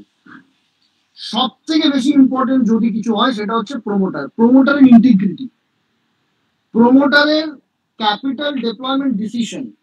অনেক সময় দেখবেন প্রমোটাররা নিজেদের capital নিয়ে নিজেদের কোনো একটা subsidiary company তৈরি করে তাকে ইন্টারেস্ট ফ্রি লোন দিচ্ছে। অনেকে আছে প্রমোটার যারা কোনো একটা আনরিলেটেড বিজনেস তৈরি করে তাদেরকে ভেন্ডার বা সাপ্লায়ার বানিয়ে ফলস বিল নিয়ে তারা ইনফ্লেটেড প্রফিট দেখাচ্ছে, ইনফ্লেটেড সেলস দেখাচ্ছে। অনেক প্রমোটার আছে যারা ইনসাইডার ট্রেডিং করে। অনেক প্রমোটার আছে যাদের এগেইনস্টে দেখবেন আপনি ইনকাম ট্যাক্সের রেড হয়েছে প্রচুরবার। অনেক প্রমোটার আছে অনেক জায়গায় দেখবেন, যেমন রিসেন্টলি আপনারা পলিক্যাব নামে একটা কোম্পানি আছে, সেই প্রমোটারের এগেইনস্টে একটা অ্যালিগেশন এসেছে যে তারা তারা সেল সঠিকভাবে রিপোর্ট করেনি। সোম ডিস্টিলারিজ নামে একটা কোম্পানি আছে, সেখানে কিছুদিন আগে ইনকাম ট্যাক্সের রেড হয়েছিল, এক্সাইজ থেকে রেড হয়েছিল। তো আপনাকে চোখ কান খোলা রাখতে হবে about your company. wherever you are investing, you have to always keep your eyes open from social media, from Google search, from YouTube search, and you have to find out if there is any negative news prevailing about your company. আরো কিছু কিছু due ডিলিজেন্সের জায়গা থাকে, যেমন ধরুন যখন আমরা audit annual report দেখবো, অ্যানুয়াল রিপোর্টের মধ্যে আমরা দেখবো যে অডিটার্স চেঞ্জ হয়ে যাচ্ছে কিনা খুব ফ্রিকোয়েন্টলি। অডিটার চেঞ্জ কখন করে দেয়? ধরুন কোন অডিটারের সাথে আমি অ্যাজ এ প্রমোটার আমার ঠিকঠাক জমলো না, আমি বললাম যে আমার সেলস এত দেখাতে হবে, সে অডিটার বললো no I am not willing to do it, or I can't show like that. ঠিক আছে, তাহলে আপনি চেঞ্জ করুন, মানে আপনাকে কাজ করতে হবে না, so I will change the auditor or something like that. তো অডিটার যদি ফ্রিকোয়েন্ট চেঞ্জ হয়, অডিটারের ফিস যদি ডিসপ্রপোর্শনেটলি বেড়ে যায়, দেখা গেল অডিটারের ফিস আগের বার ছিল 1 লাখ টাকা, এবার দিয়েছে 34 লাখ টাকা ফর এক্সাম্পল, কেন দেবো আমি? কোম্পানির সেলস যত পার্সেন্ট বাড়বে, অডিটারের ফিস তত পার্সেন্টের বেশি বাড়ার কথা নয়। আপনাকে অ্যানুয়াল রিপোর্টে আরো দেখতে হবে যে কোনো রিলেটেড পার্টি ট্রানজাকশন হচ্ছে কিনা। ধরুন আমি একটা কোম্পানি খুলেছি, আমার ছেলের আরেকটা কোম্পানি আছে, আমার ছেলেকে আমি আমার সাপ্লায়ার বানিয়ে দিয়েছি বা বায়ার বানিয়ে দিয়েছি, আমি আমার ছেলেকে ফলস ইনভয়েস জেনারেট করে সেল করে দিচ্ছি এবং দেখাচ্ছি আমার প্রফিট অ্যান্ড লস অ্যাকাউন্টে সেল ক্রমশই বাড়ছে, প্রফিট ক্রমশই বাড়ছে, এদিকে ক্যাশ ফ্লো স্টেটমেন্টে আসছে না। এই ধরনের জিনিসগুলোকে আমরা ক্যাশ ফ্লো স্টেটমেন্ট দিয়ে অনেকটা মানে মেকআপ করতে পারি, যে এই যে ইনফ্লেটেড সেলস, ইনফ্লেটেড ইনভেন্টরি, কিন্তু ফাইনালি সেগুলো ক্যাশ জেনারেশনে আমাদের কাছে আসছে কিনা সেটা আমরা সিএফও থেকে জানতে পারি। সিএফও মানে হচ্ছে ক্যাশ ফ্লো ফ্রম অপারেশন, আমি দেখিয়ে দেবো কোথা থেকে দেখতে হবে। তো প্রতিটা কোম্পানিতে ইনভেস্ট করার আগে সেই প্রমোটারের হিস্ট্রি, সেই প্রমোটারটা সম্পর্কে একটুখানি গুগল সার্চ করে নিন, একটু সোশ্যাল মিডিয়া সার্চ করে নিন, একটু লিঙ্কডইনে সার্চ করে নিন, just have a look around যে কি বলছে লোকজন, কর্পোরেট কমপ্লায়েন্সে কিরকম হিস্ট্রি আছে, তার সেবি থেকে তার এগেন্সটে কোনো মানে ইন্টারনাল ট্রেড বা ওই বিভিন্ন রকমের বাকি শেয়ার প্রাইস ম্যানিপুলেশনের এগেন্সটে কোনো তার এগেন্সটে চার্জ ছিল কিনা, কখনো কোনো ফাইন হয়েছে কিনা, সেগুলো একটুখানি দেখে নিতে হবে। নেক্সট হচ্ছে quality of earning. Quality of earning মানে কি? কোয়ালিটি অফ আর্নিং মানে হচ্ছে যে আজকে আমার প্রফিট হচ্ছে, কিন্তু আমার প্রফিটটা কি সাস্টেনেবল, আমার প্রফিটটা কি চলবে নাকি ইজ ইট সিক্লিক্যাল? সেই যে ওই কথাটা বললাম যে কোম্পানি দু রকম, একটা সিক্লিক্যাল আর একটা নন সিক্লিক্যাল। যদিও নন সিক্লিক্যালও cyclical, but cyclicality is less. মানে ধরুন সিমেন্ট যতটা cyclical, IT is not that cyclical, doesn't mean that IT is non cyclical, IT is also cyclical, আইটিও কিন্তু সিক্লিক্যাল। বাট ধরুন সিক্লিক্যালের ক্ষেত্রে প্রাইস ভেরিয়েশন বা প্রফিটের মার্জিনের ভেরিয়েশন ইজ হিউজ, বাট অন্যান্য কোম্পানির ক্ষেত্রে, নন সিক্লিক্যাল কোম্পানিগুলোর ক্ষেত্রে অতটা প্রাইস ভেরিয়েশন বা প্রফিট মার্জিন ভেরিয়েশন হয় না। তো আপনাকে দেখতে হবে কোয়ালিটি অফ আর্নিং কতটা, মানে if I have grown 50% YOY, মানে আগের বছরের মার্চ মাসের সাথে কম্পেয়ার করে আমার প্রফিট যদি 50% বেড়েছে, এর সাস্টেনেবিলিটি কি আছে, নাকি ইট is A one of thing. ধরুন কোনো একটা কোম্পানি দুম করে একটা কোয়ার্টার খুব ভালো প্রফিট করলো, সেটা দেখে আপনি ইনভেস্টমেন্ট করে ফেললেন, পরের কোয়ার্টার থেকে সেই প্রফিট যদি সাস্টেন না করতে পারে, আপনার শেয়ার প্রাইস পড়ে যাবে, you will make loss finally. So what we have to see is the sustainability of the earnings, sustainability of the profit, and for that you have to understand the business model. You have to listen to the management. তো আপনাকে ম্যানেজমেন্টকে শুনতে হবে, ওরা যে call করে transcript করতে হবে, বা কল ইউটিউবেও মানে পাওয়া যায় রেকর্ডেড, সেগুলো আপনারা শুনতে পারেন। শুনতে পরে আপনাদের একটা স্বচ্ছ ধারণা হবে যে, এবং সেখানে না কোম্পানিরা গাইডেন্সও দেয় যে we are expecting the revenue to grow by 20%. We are expecting the operating profit margin to be maintained at 20%. We are expecting the EBITDA margin to be at 30%. কোনো কোম্পানিতে যদি নতুন কোনো ক্যাপেক্স হয়, মানে ধরুন ক্যাপাসিটি এক্সপ্যানশন হয়, নতুন কোনো প্ল্যান সেটআপ হলো, নতুন কোনো অর্ডার পেলো, নতুন কোনো কম্পিটিশন আসছে, নতুন কোনো ইনিশিয়েটিভ নিচ্ছে, নতুন কোনো মার্কেটিং টিম হায়ার করছে, নতুন কোনো সোশ্যাল মিডিয়া পলিসি অ্যাডপ্ট করছে, নতুন কোনো টেকনোলজি অ্যাডপশন করছে, everything will be discussed in that conference call যেটা হবে প্রমোটারদের সাথে, that is extremely important. So that is also another point in due diligence, যে যখন আমি কোনো একটা কোম্পানিতে ইনভেস্ট করব, সেখানে ডিসক্লোজার প্রপার আছে কিনা। ডিসক্লোজার মানে কি, যে কোম্পানির ইনভেস্টর প্রেজেন্টেশন আছে কিনা, কোম্পানি কল করছে কিনা। যেখানে কোম্পানি কল করছে আমি সেখানে ইনভেস্ট করবো, যেখানে কোম্পানি কল করছে না সেখানে আমি ইনভেস্ট করতে পারবো না। কারণ কি? কারণ হচ্ছে ধরুন কোনো একটা কোয়ার্টারে কোম্পানি খারাপ রেজাল্ট করলো, আপনি যদি স্পেসিফিক্যালি না জানতে পারেন যে কি কারণে খারাপ রেজাল্ট করেছে, আপনি ইনভেস্টে কিভাবে থাকবেন? আপনি তো বেঁচে দিয়ে চলে যাবেন। আপনার কাছে যদি ইনফরমেশন স্পেসিফিক থাকে যে এই কারণে, লেটস সে অ্যাঞ্জেল ব্রোকিং যে কোম্পানিটা আছে, I use it personally, I had investment also. অ্যাঞ্জেলের লাস্ট কোয়ার্টারের রেজাল্ট ওয়াজ সফট কেন? সে অ্যাঞ্জেলে 1 মিলিয়ন কাস্টমার অনবোর্ডিং করেছিল পার মান্থ, ডিসেম্বর মাস জানুয়ারি মাসে 1 মিলিয়ন কাস্টমার অনবোর্ডিং করেছে। Just it's a disclaimer to make you understand I might have position, এটা কিন্তু কোনো buy sell recommendation নয়। I am not here to tell you about the fish, I am here to tell you about the fishing process. If you can learn the fishing process, you can get the fish of your own. তো ধরুন অ্যাঞ্জেলের মধ্যে কি হয়েছিল, অ্যাঞ্জেলের profit, অ্যাঞ্জেলের customer onboarding was super. December January এই সমস্ত মাসে 1 মিলিয়ন করে কাস্টমার অনবোর্ডিং করেছে। তো কাস্টমার অনবোর্ডিং করার সময় they have lot of expenditure, they incur lot of expenditure. কিন্তু একটা কাস্টমার আগামী যখন 3 বছর 4 বছর ধরে যখন অ্যাঞ্জেলের প্ল্যাটফর্মের থ্রুতে ইনভেস্টমেন্ট করে, তার থেকে অ্যাঞ্জেল যে রেভিনিউ জেনারেট করে, তখন কিন্তু তারা সেরকম কোনো খরচা থাকে না। মানে what I want to mean is the business model is such that, যে বিজনেস মডেলে এক্সপেন্স যেটা আছে, business related expense is front ended, but the revenue over the life of the investor comes for the next 2, 3, 5, 7, 10 years, right? যেহেতু অনেক বেশি onboarding হয়ে গেছিল আগের বার, এবং ওরা মিউচুয়াল ফান্ডের একটা আমোদ বোধ হয় কি সব তৈরি করেছিল, তার জন্য টেকনিক্যাল হায়ারিং করেছিল, আরো কোনো ডেটাবেস ম্যানেজমেন্টের উপরে ওদের কোনো টিম নতুন করে হায়ার করেছিল। তো তার জন্য ওদের front ended expenses was very high, তো মার্জিন কমে গেছিল এবং প্রফিট অতটা ভালো আসেনি। স্টক 3800-3900 টাকা থেকে 2400-2500 টাকায় চলে আসলো। এইবার এই যে কারণগুলো আমি আপনাকে বললাম, এই কারণগুলো আমি জানতে পেরেছি কোত্থেকে? আমি অ্যাঞ্জেলের যে কনকল হয় সেই কনকলটা শুনেছি, সেখান থেকে আমি জানতে পেরেছি, ফর এক্সাম্পল। এবার আপনি ধরে নিন অ্যাঞ্জেলের কোনো কনকল হয় না, তাহলে পরে আমি কি করে জানবো যে এটা টেম্পোরারি প্রবলেম নাকি this is a permanent problem? How do I know this? If I know this is a temporary problem, then this is a buying opportunity. I will buy more Angel. The more it falls, I will buy more. But if I don't know that it is a temporary thing, it can be a permanent change in the dynamics of the business. যদি এটা permanent change হয়, তাহলে পরে I should sell and come out of it. That is why building conviction is extremely important. এবং conviction build করার জন্য আপনার অবশ্যই কনকল দরকার। কনকল ছাড়া কিন্তু আপনি কনভিকশন তৈরি করতে পারবেন না। Investor presentation, concall, management commentary, management interview in the YouTube or in the business channel, এইগুলো ছাড়া কিন্তু আপনি কনভিকশন তৈরি করতে পারবেন না। স্টক মার্কেটে ডাইরেক্ট ইনভেস্টমেন্ট করলে পরে, আপনি ইনভেস্টমেন্ট করেছেন, ধরুন মিস্টার মৈনাক দে বা অভিজিৎ দাশগুপ্ত বাবু ইনভেস্ট করেছে, তার পরের দিন থেকেই শেয়ারটা তত্তর করে বেড়ে চলবে, এরকম কোনোদিন হবে না। They don't know whether Rakesh has invested or Abhijit has invested or Mainak has invested or Devdatta has invested. Company doesn't know. তো আমাদেরকে কোম্পানির ব্যাপারে এতটাই কনভিকশন তৈরি করতে হবে যে if something goes wrong, we should have all the information with us so that we can build up a big position. Big means literally big. ওই 5টা 10টা 15টা 20টা শেয়ার নিয়ে কোনো লাভ হয় না। Those are all mental satisfaction. আপনাকে যদি share মার্কেটের থ্রুতে নিজের ক্যারিয়ার তৈরি করতে হয়, মানে ক্যারিয়ার মানে নিজের ফরচুন চেঞ্জ করতে হয়, then you have to play big, you have to allocate high amount, and আপনি সেখানেই অ্যালোকেট করতে পারবেন হাই অ্যামাউন্ট যেখানে আপনার কনভিকশন থাকবে। আপনি ধরুন এমন একটা কলেজে যাচ্ছেন যেটা ভারতবর্ষের মধ্যে সব থেকে বড় কলেজ, IIM, সেখানে যদি 25 লাখ 30 লাখ টাকা খরচা হয়, তাহলে পরে you don't mind spending that. But আপনি ধরুন একটা অচেনা একটা কোনো কলেজ যাচ্ছেন, সেখানে কিন্তু আপনি বেশি ইনভেস্ট করতে পারবেন না। আপনার মনে হবে না ঠিক আছে আমি চান্স পাই, এখানে চান্স পেয়েছি, বাট ঠিক আছে, বাট খুব বেশি ফিজ হলে কিন্তু you will not go. You should have conviction to invest a big amount, and unless you have conviction, you cannot make money from the market.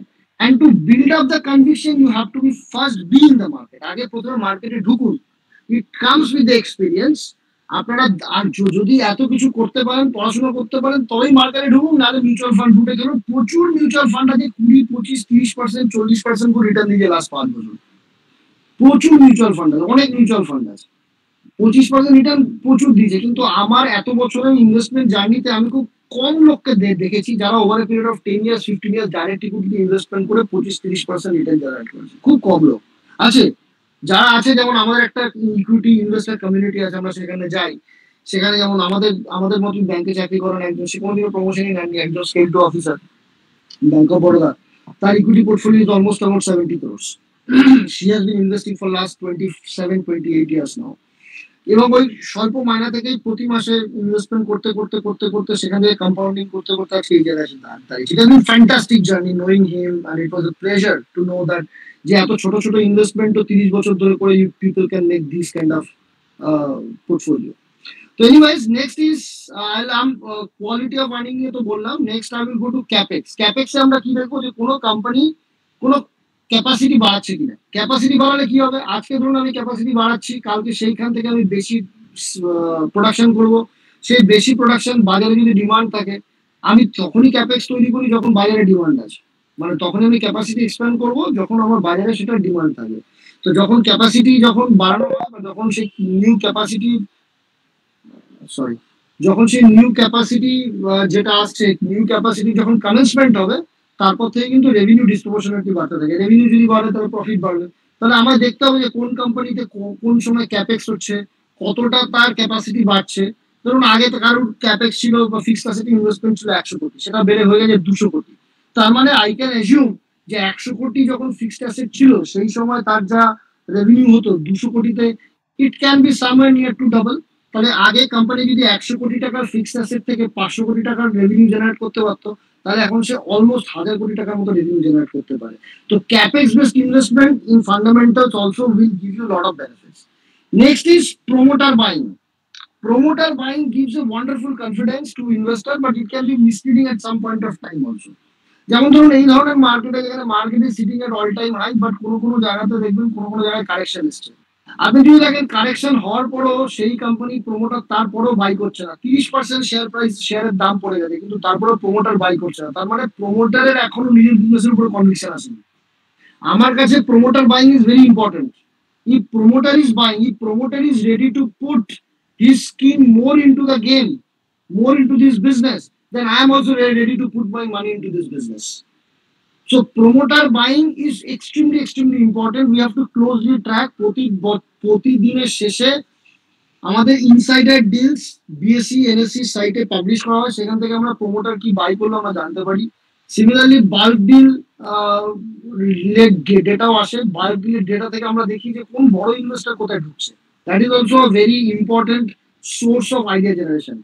বড় ইনভেস্টর মানে লেটস সে মধুসূদন কেলা আগে ছিল, রাকেশ জমিওয়ালা যখন জীবিত ছিলেন, এখনো রেয়ার এন্টারপ্রাইজের থ্রুতে ইনভেস্টমেন্ট করেন, মুকুল আগরওয়াল আছে, ঠিক আছে, হেল লট অফ প্রচুর লোকজন আছে, যেমন সুনীল সিংহানিয়া রয়েছে, মধু অসওয়ালের যে প্রমোটার রামদেব আগরওয়াল রয়েছেন, বিজয় কেডিয়া আছেন, ঠিক আছে, সুন্দর আয়ার আছে, অনেক প্রচুর লোক আছে। আমরা প্রায় ধরুন আমার পার্সোনাল লিস্টে অলমোস্ট প্রায় 100 জনের নাম আমার সিনারে অ্যাড করা আছে। তারা যখনই মার্কেটে যে কোনো স্টক কেনে তার আইডিয়া আমার কাছে চলে আসে, then I see if I can understand that business, then I buy, if I don't understand I don't buy. Only suggestion is kindly don't follow someone blindly. This is my only suggestion. আপনি যদি নিজে business পড়ে বুঝে, আপনার যদি ঠিকঠাক লাগে business, আপনি যদি নিজে বুঝতে পারেন, তবেই আপনি ইনভেস্টমেন্ট করুন, না হলে কিন্তু আপনি ইনভেস্টমেন্ট করবেন না। This is my personal request to each one of you. অনেক সময় কি হয়, এস ইনভেস্টাররাও জানে যে এস ইনভেস্টাররা ইনভেস্ট করার পরে মার্কেটে একটা মোমেন্টাম চলে আসে সেই স্টকে। ধরুন বিজয় কেরিয়া কোনো একটা স্টক নিলে পরে দেখবেন পরের দিন স্টক আপার সার্কিট 5%, তারপর দিন আবার 5%, তারপর দিন আবার 5%, তারপর দিন আবার 5%, চলতেই থাকবে। অলমোস্ট 30-40-50% এমনি গ্রো করে যায়। বাট তারপরে যারা ট্রেডার আছে, আপনি যখন 40% যাওয়ার পরে বা 35% যাওয়ার পরে যখন সার্কিট করবে আপনি কিনবেন, আর সেই সময় যারা ট্রেডাররা কিনেছিল তারা তখন সেল করা শুরু করবে, তখন আপনি কিন্তু ডিপ লসে চলে যেতে পারেন এবং কনসলিডেট করে আবার প্রফিট আসতে অনেকদিন সময় লাগতে পারে। এর জন্য বিজনেস যদি বোঝেন তাহলে সেই বিজনেসে ইনভেস্টমেন্ট করুন, বাট অবভিয়াসলি প্রমোটার বাইং আপনাকে ফলো করতে হবে।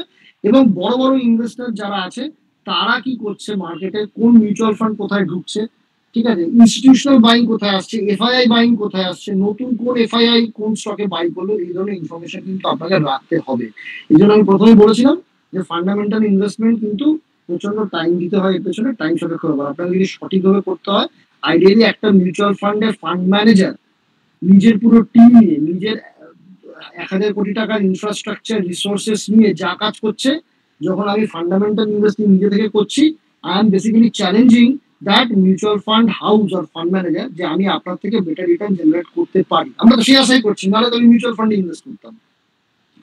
ফলে আপনার মধ্যে সেই এক্সপার্টিস, টাইম কমিটমেন্ট, সেই লেবার দেওয়ার মতো স্কোপ, অনেকের জব বা প্রফেশন এরকম আছে যে অত টাইমই থাকে না, তাদের ক্ষেত্রে কিন্তু direct investing I will never suggest. আর ওই বড় কোম্পানিতে ইনভেস্ট করে ওই এশিয়ান পেইন্টস বা টাটা মোটরস বা আপনি ধরুন HUL, TCS, ইনফোসিস এগুলো কিনে রেখে দেবেন, এটা কোনো মানে হয় না। তার থেকে বেটার হচ্ছে যে কোনো একটা লার্জ ক্যাপ ফান্ডে আপনি ইনভেস্ট করুন, যে কোনো একটা ভালো লার্জ ক্যাপ ফান্ড এরকম প্রচুর আছে, তারা তার থেকে বেটার রিটার্ন। ঠিক আছে, নেক্সট হচ্ছে কর্পোরেট অ্যাকশন। কর্পোরেট অ্যাকশন আমাদের ক্লোজলি ফলো আপ করতে হয়। সেখানে আমরা দেখি যে কর্পোরেট অ্যাকশন ধরুন কোনো কোম্পানিকে অ্যাকোয়ার করছে, মার্জ করছে, ঠিক আছে, মার্জ করার সময় বা অ্যাকোয়ার করার সময় তখন আমরা দেখি যে তাতে কি হবে। আমরা এবার ধরুন একটা কোম্পানিকে অ্যাকোয়ার করার সময় প্রচন্ড হাই ভ্যালুয়েশনে অ্যাকোয়ার করেছে, তার মানে দ্যাটস এ ব্যাড ইনভেস্টমেন্ট। ধরুন কোনো একটা কোম্পানির প্রফিট মার্জিন ছিল 30%, কিন্তু এখন যে কোম্পানিটাকে নিচ্ছে সেই কোম্পানির প্রফিট মার্জিন হচ্ছে 10%, তাহলে অন আ ব্লেন্ডেড বেসিস আমি যদি দুটো কোম্পানিকে মিশিয়ে দিই তাহলে ওভারঅল প্রফিট মার্জিন তো কমে যাবে। তো as an existing investor it's a bad decision. But ধরুন আমার প্রফিট মার্জিন হচ্ছে 20%, বাট আমি এমন একটা কোম্পানিকে নিলাম যার প্রফিট মার্জিন হবে 30%, it's 30% profit margin business, then my overall profit margin will improve. So that's a good merger or acquisition decision. তো প্রতিটা কোম্পানির যে কর্পোরেট অ্যাকশনস থাকে, মার্জার্স এন্ড অ্যাকুইজিশন হতে পারে, সেটাকে আমাদের ভালোভাবে ফলো করতে হবে। যেগুলো মানে যেখানে বিজনেসের উপর ইম্প্যাক্ট আসতে পারে, ধরুন অনেক সময় কি আমরা বলি ফরওয়ার্ড ইন্টিগ্রেশন করি বা ব্যাকওয়ার্ড ইন্টিগ্রেশন করি। মানে ধরুন যেমন API, যে অ্যাক্টিভ ফার্মাসিউটিক্যাল ইনগ্রেডিয়েন্টস, হেলথ কেয়ারের কথা বলি বা ফার্মার কথা বলি, সেটা আমাদের প্রথমে ধরুন ইন্টারমিডিয়েটস থেকে API তৈরি হয়। এবার ধরুন আমি একটা কোনো 100 কোটি টাকা আমি ইনভেস্টমেন্ট করছি ইন্টারমিডিয়েটস এর জন্য। এবার ইন্টারমিডিয়েটস এর জন্য let's say I was dependent on China, তাহলে চায়নার উপরে আমি যদি ডিপেন্ডেন্ট হই, যদি কোনো লজিস্টিক্সের ইস্যু হয় বা সাপ্লাই চেইন ম্যানেজমেন্টের ইস্যু হয়, বা ধরুন কোনো জিওপলিটিক্যাল ইস্যু হয় চায়নার সাথে, তাহলে তো আমার সাপ্লাই বন্ধ হয়ে যেত, right? But if the company itself is investing 100 crore, 100 কোটি টাকা কোম্পানি যদি নিজে ইনভেস্টমেন্ট করে যে আমি আমার ইন্টারমিডিয়েটটাকে আমি নিজেই তৈরি করে আমি নিজেই API তৈরি করবো সেটা থেকে, এটাকে আমরা বলি ব্যাকওয়ার্ড ইন্টিগ্রেশন। তার মানে আমার কোম্পানি সেলফ রিলায়েন্ট হয়ে গেল, আমাকে চায়নার উপরে ডিপেন্ড করার কোনো রকম জায়গা রইল না। এই ধরনের investment is good investment. You have to see from both the angle, one is from the profitability angle, another is from the sustainability angle. First যে এক্সাম্পলটা বললাম যে আমি কোনো একটা কোম্পানি কিনছি যেখানে মার্জিন হবে 20%, আমার মার্জিন 20%, কিন্তু নতুন যে কোম্পানিটাকে আমি অ্যাকোয়ার করছি তার margin 30%, this is a more profitable business that I am acquiring. সেইটা কিন্তু good decision from the business perspective, মানে প্রফিটেবিলিটি পার্সপেক্টিভ। আর সেকেন্ড যে এক্সাম্পলটা দিলাম যে কোনো একটা API কোম্পানি ধরুন ইন্টারমিডিয়েটস তৈরি করার জন্য ইনভেস্টমেন্ট করছে, এইটা হচ্ছে বিজনেস সাস্টেনেবিলিটির জন্য খুব ভালো হতে পারে। চায়না থেকে আমার যে দামে কিনতে হতো তার থেকে আমি অনেক কম দামে নিজে প্রডিউস করে নিতে পারবো সে 100 কোটি ক্যাপিটাল এক্সপেন্ডিচার থেকে। তো that will also give me some sort of profit margin hike as well. তো এই ধরনের কর্পোরেট অ্যাকশনস আমাদের দেখতে হবে যে কোম্পানি কিরকম ধরনের ক্যাপেক্স করছে, কোথায় মার্জ করছে, কোথায় অ্যাকোয়ার করছে, অন্য কোনো কোম্পানির সাথে কোনো জয়েন্ট ভেঞ্চার সেট আপ করছে কিনা। তাছাড়া অনেক সময় আমরা দেখি কোনো শেয়ারে স্প্লিট করে দেয়, যেমন যখন কোনো কোম্পানির শেয়ার ধরুন আমার যেমন একটা ইনভেস্টমেন্ট আছে ওয়ারি রিনিউয়েবল টেকনোলজিস নামে, প্লিজ কাইন্ডলি একদম কিনবেন না, প্রচন্ড হাই ভ্যালুয়েশন হয়ে গেছে। স্টকটা আমি আজ থেকে 7 মাস আগে কিনেছিলাম, আমার স্টক অলরেডি 8x 9x হয়ে গেছে, এখন বর্তমানে নগুণ হয়ে গেছে, 8 মাসের মতো নগুণ হয়ে গেছে। কিন্তু সমস্যা হচ্ছে যে এটার দাম অনেক বেড়ে গেছিল, প্রায় ধরুন 1:5 রেশিওতে স্প্লিট করার পরেও এখন স্টক অলমোস্ট 2000-এর উপরে চলে গেছে। তার মানে যদি স্টক স্প্লিট করার আগে হয় তাহলে 10,000 পর্যন্ত দাম চলে গেছিল। যখনই কোনো একটা শেয়ারের দাম বাড়ে তখন সেই শেয়ারের লিকুইডিটি কমে যায়, কেন কি আমাদের বাজারে ছোট ইনভেস্টর অনেকে থাকে যারা একটা দুটো শেয়ার কিনতে গেলে যখন 10,000 টাকা লাগে অনেক লোকই আছে সেগুলো কিনবে না। তার জন্য আমরা সেই স্টকটাকে অনেক সময় স্প্লিট করে দিই বা আমরা বোনাস ইস্যু করে দিই যাতে করে সেই স্টকের দামটা কমে যায়। এইগুলো হচ্ছে সমস্ত কিছু যারা লং টার্ম শেয়ার হোল্ডার আছে তাদের একটু রিওয়ার্ড দেওয়া হলো, স্টকের একটুখানি লিকুইডিটি বাড়লো, তাহলে আরো লোকজন এসে সেই স্টক কিনতে পারলো, পার্টিসিপেট করতে পারলো, তাতে স্টকের প্রাইসেরও খানিকটা অ্যাপ্রিসিয়েশন হয়। ঠিক আছে, তো এইগুলো বিভিন্ন রকমের জিনিস কর্পোরেট অ্যাকশনের মধ্যে আসে।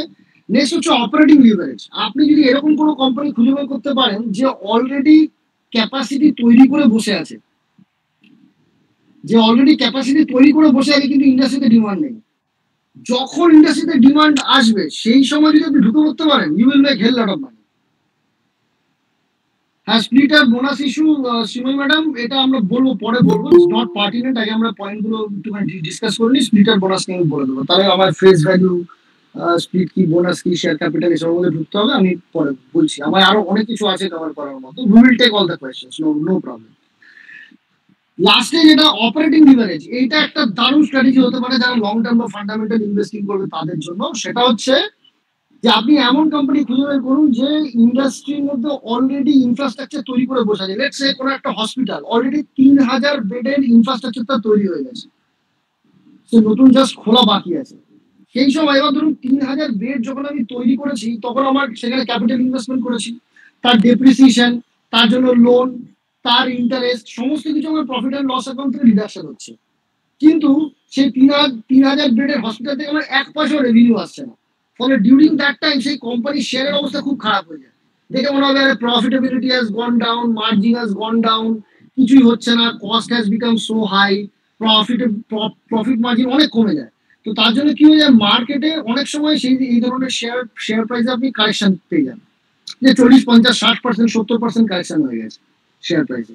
বাট আপনি যদি এইরকম খবর পান যে এই 3000 বেডওয়ালা হসপিটালটা শুরু হচ্ছে লেটসে পরের মাস থেকে, আপনি তো 2 মাস 3 মাস আগে আস্তে আস্তে করে অ্যাকুমুলেশন স্টার্ট করে দিন। যদি এরকম কোনো কোম্পানি পান যেখানে সমস্ত ক্যাপাসিটি তৈরি করা আছে, এরপরে কি হবে, আমার যা রেভিনিউ আসবে that will be additional, and with the every rupee I do earn from this new venture, it will go to disproportionately to my bottom line. মানে আমার প্রফিট মার্জিন হিউজলি বেড়ে যাবে, হিউজ। কেন কি আমার ফিক্সড কস্ট তো মোরালেস আগেও আমার ডেপ্রিসিয়েশন যা ছিল এখনো তাই থাকবে, কিন্তু এই 3000 বেডের মধ্যে যখন প্রথম মাসে আমি 500 বেড ইউজ করতে পারবো, তারপরে মাসে যখন 900 বেড বা 1000 বেড ইউজ করতে পারবো, তখন ওখান থেকে যা আমার রেভিনিউ আসবে তার অনেকটাই কিন্তু আমার বটম লাইনের মধ্যে রিফ্লেক্টেড হবে। এই সিচুয়েশনটাকে আমরা বলি অপারেটিং লিভারেজ। মানে হচ্ছে যে আপনার বিজনেসের মধ্যে অপারেটিং লিভারেজ আছে কিনা। অপারেটিং লিভারেজের সিম্পল আরেকটা এক্সাম্পল বলি, ধরুন আপনার রেভিনিউ বাড়লো 10%, কিন্তু আপনার প্রফিট যদি বাড়ে 20%, তার মানে আপনার বিজনেসের মধ্যে অপারেটিং লিভারেজ আছে। মানে যে পরিমাণে আপনি বিজনেস সেলস বাড়াচ্ছেন তার থেকে বেশি যদি আপনার প্রফিট বেড়ে গিয়ে থাকে, সেই সিচুয়েশনটাকে আমরা বলি অপারেটিং লিভারেজ। সিমিলারলি আরেকটা এক্সাম্পল দিই, ধরুন কোনো একটা কেমিক্যাল কোম্পানি অলরেডি এমন একটা মলিকুলের উপরে ক্যাপাসিটি তৈরি করে রেখেছে যে মলিকুলটা আমাদের সম্পূর্ণরূপে ইম্পোর্ট করতে হয় বিদেশ থেকে, ঠিক আছে। ফলে আমাদের এখানে দেশের মধ্যে সেই মলিকুলের কোনো সাপ্লাই নেই। আপনারা অনেকেই নাম শুনবেন, খুব বিখ্যাত কোম্পানি দীপক নাইট্রাইট, এরা ফেনলের উপরে একসময় ক্যাপেস করেছিল 2017 সালে। ফেনলের উপরে তখন আমাদের ইন্ডিয়ার মধ্যে কোনো কোম্পানি ফেনল তৈরি করতো না, এরা প্রথম, আমরা পুরোটাই ফেনল বাইরে থেকে ইম্পোর্ট করতাম। তো গভর্নমেন্ট যখন আসলো তখন গভর্নমেন্টের একটা পলিসি ছিল যে import substitution policy.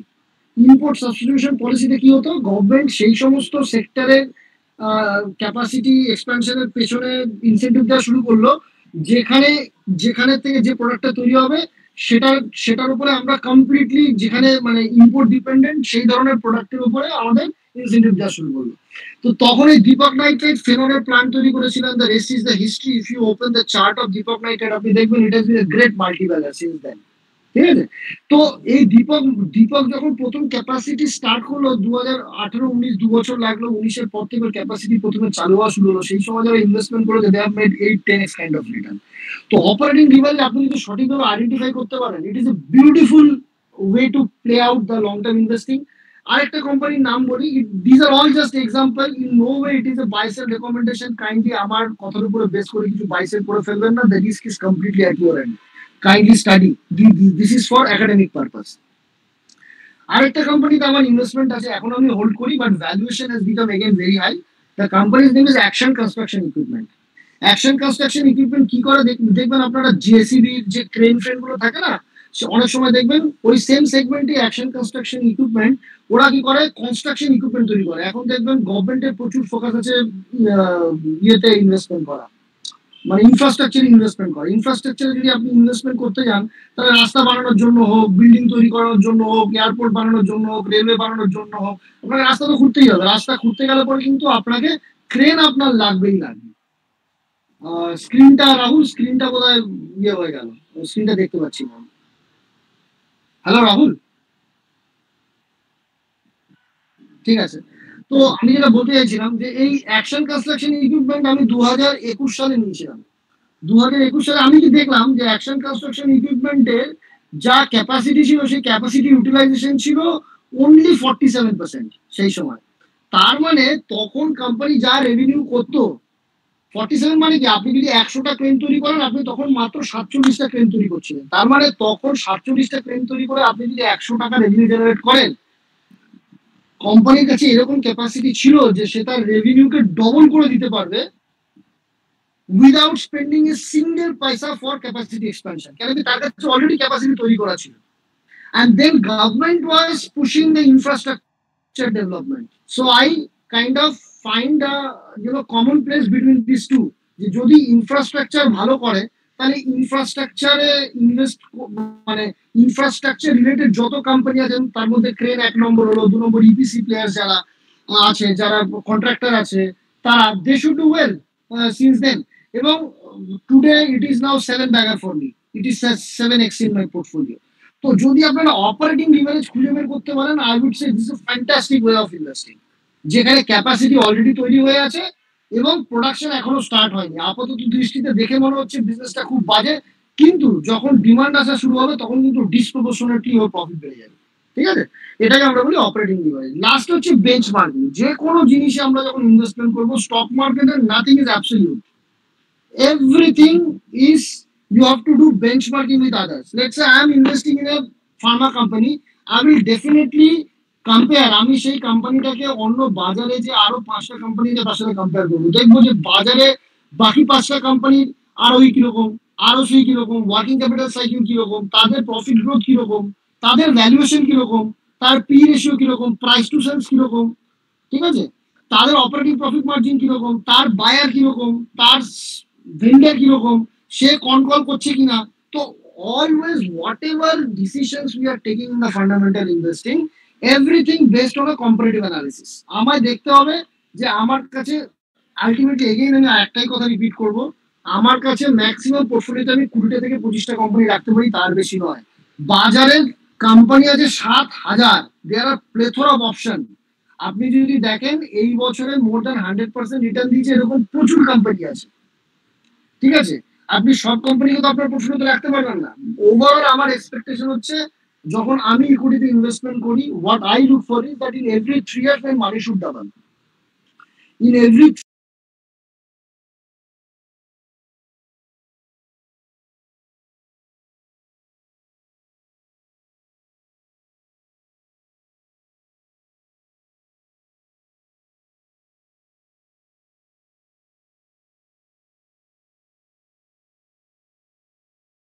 Very very dynamic fund managers যারা পুরো মোমেন্টামের উপরে ইনভেস্ট করছে। ঠিক আছে, তো সেরকম ধরনের কিছু ফান্ড মার্কেটে এসছে। I have personally invested in those kind of fund as well. কেন কি, যেহেতু ব্যাংকে চাকরি করি, ব্যাংকের রোলে অনেক প্রেশার থাকে, সেখানে সবসময় সময় হয়ে ওঠে না। তো খানিকটা পয়সা আমার মিউচুয়াল ফান্ডও আমি জাস্ট রিসেন্টলি কিছুদিন আগে ইনভেস্টমেন্ট করেছি। But most of my monies are into equities. But লাস্টে একটাই জিনিস বলবো যে ইকুইটি ইনভেস্টিং এ ওভারঅল আপনাকে অনেক বেশি এনগেজিং হতে হবে, আপনাকে অনেক বেশি পড়াশোনা করতে হবে। আপনার এই প্রোমোটার বাইং কখন হচ্ছে, এস ইনভেস্টার কখন কিনছে, কর্পোরেট অ্যাকশন কবে ডিক্লেয়ার করলো, কবে রেজাল্ট আসলো, কবে কন কলের 18-20 পাতা প্রিন্ট আউট বের করে পড়া, প্রফিট অ্যান্ড লস অ্যাকাউন্ট দেখো, ক্যাশ ফ্লো স্টেটমেন্ট দেখো, ব্যালেন্স শিট দেখো, কোথায় কতটা ডিলিভারিং হচ্ছে, কে লোন রিপেমেন্ট করে দিচ্ছে, কে নতুন কোম্পানি অ্যাকোয়ার করছে। It's not that easy. আপনার যদি 20টা কোম্পানি থাকে, সেই 20টা কোম্পানির সমস্ত ইনফরমেশন কিন্তু সবসময় আপডেটেড থাকা is difficult for retail investor. ঠিক আছে, সেটা মাথায় রেখেই তবেই আপনারা কোম্পানিতে ইনভেস্ট করবেন। আর যদি আপনি ভাবেন যে আমি ইনঅ্যাক্টিভ ডাইরেক্ট ইকুইটি ইনভেস্টমেন্ট করতে চাই, মানে ওই আমি কিছু কোম্পানি কিনে রেখে দিলাম, সেটা কিন্তু অনেকটাই আমরা তুক্কা খেলার মতো। ঠিক আছে, কোম্পানি যদি চললো লটারির মতো, যদি কোম্পানি চললো তো চললো, যদি না চললো তো না চললো।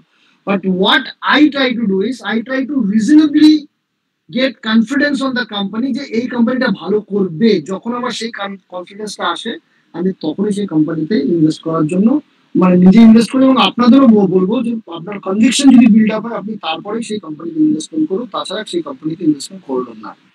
Next slide, Rahul. হ্যালো,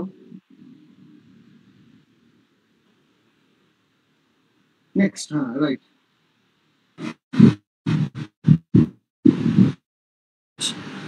শোনা যাচ্ছে? শোনা যাচ্ছে তো?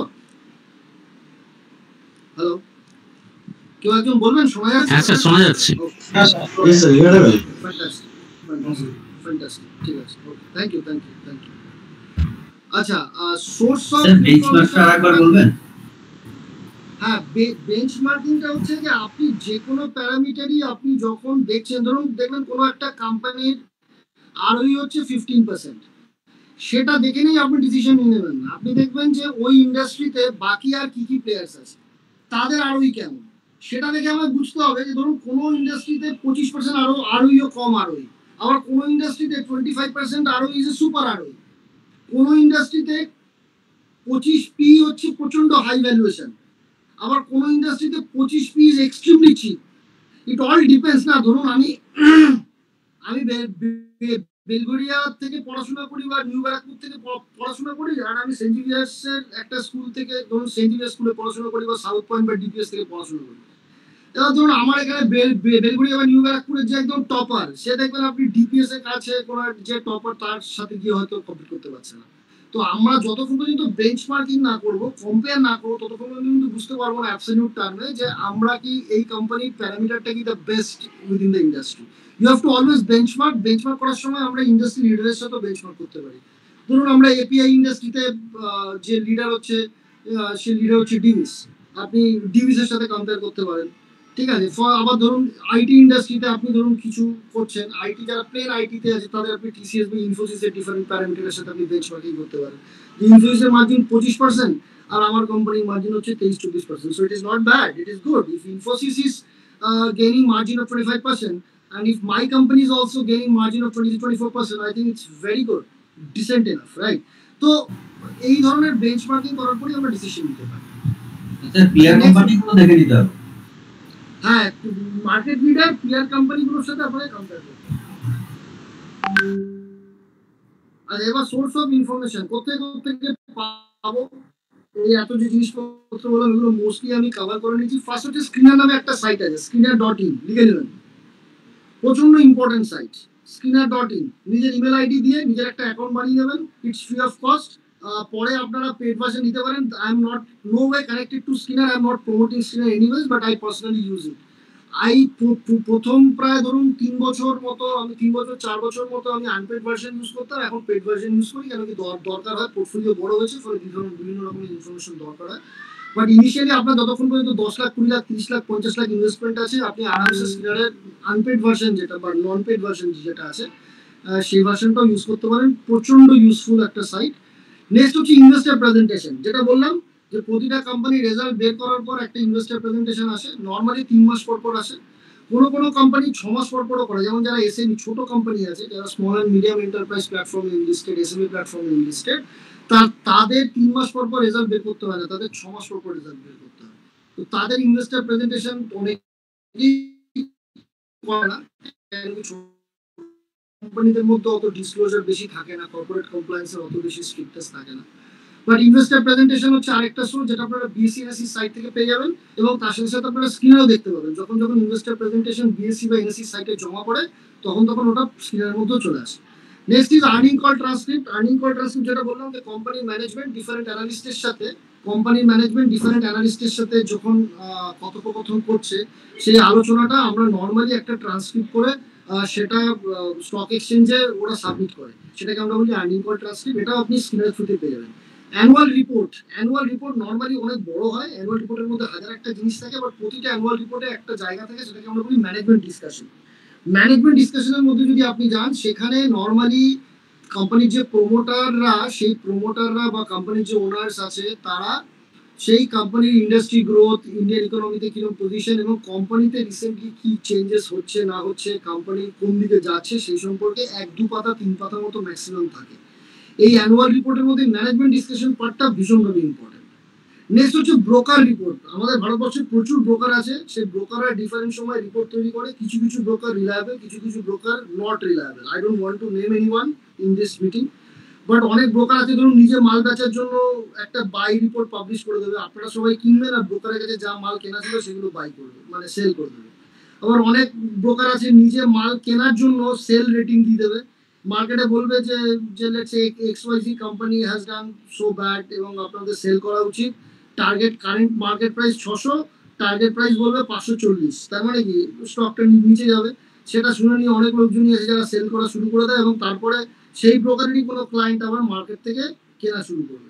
তো don't go by the price target, go by the rational, go by the research data that they publish. Naturally আপনি বিং এ রিটেল ইনভেস্টর, আপনি যতটা সময় একটা কোম্পানির উপরে ইনভেস্ট করতে পারবেন, একটা ইন্ডাস্ট্রির উপরে ইনভেস্ট করতে পারবেন, তার থেকে অনেক বেশি সময় ব্রোকাররা ইনভেস্ট করতে পারে। এবং ব্রোকারদের যে রিপোর্ট আছে তার জন্য একটা সাইট আছে, সাইটটার নামটা আমার এক্স্যাক্টলি এখন মনে পড়ছে না, ভুলে গেছি, বাট ওই সাইটটা আমি আপনাদের সাথে শেয়ার করে দেবো, যেখান থেকে আপনারা ব্রোকার রিপোর্ট দেখতে পারেন, but that's a paid site again.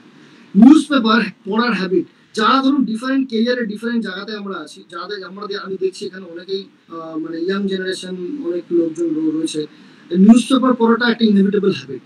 Kindly develop this, whether it is for equity investing or for social awareness or for building any of your view. I think apart from investing ছাড়া এটা আপনাদের personal কেরিয়ারও প্রচন্ডভাবে help করবে। News paper পড়লে kindly Anandabazar বর্তমানে এই সমস্ত জিনিস পড়বেন না, তার মধ্যে অনেক মানে লোকাল ইনফরমেশন, হাবিজাবি পলিটিক্যাল জিনিসপত্র বেশি থাকে।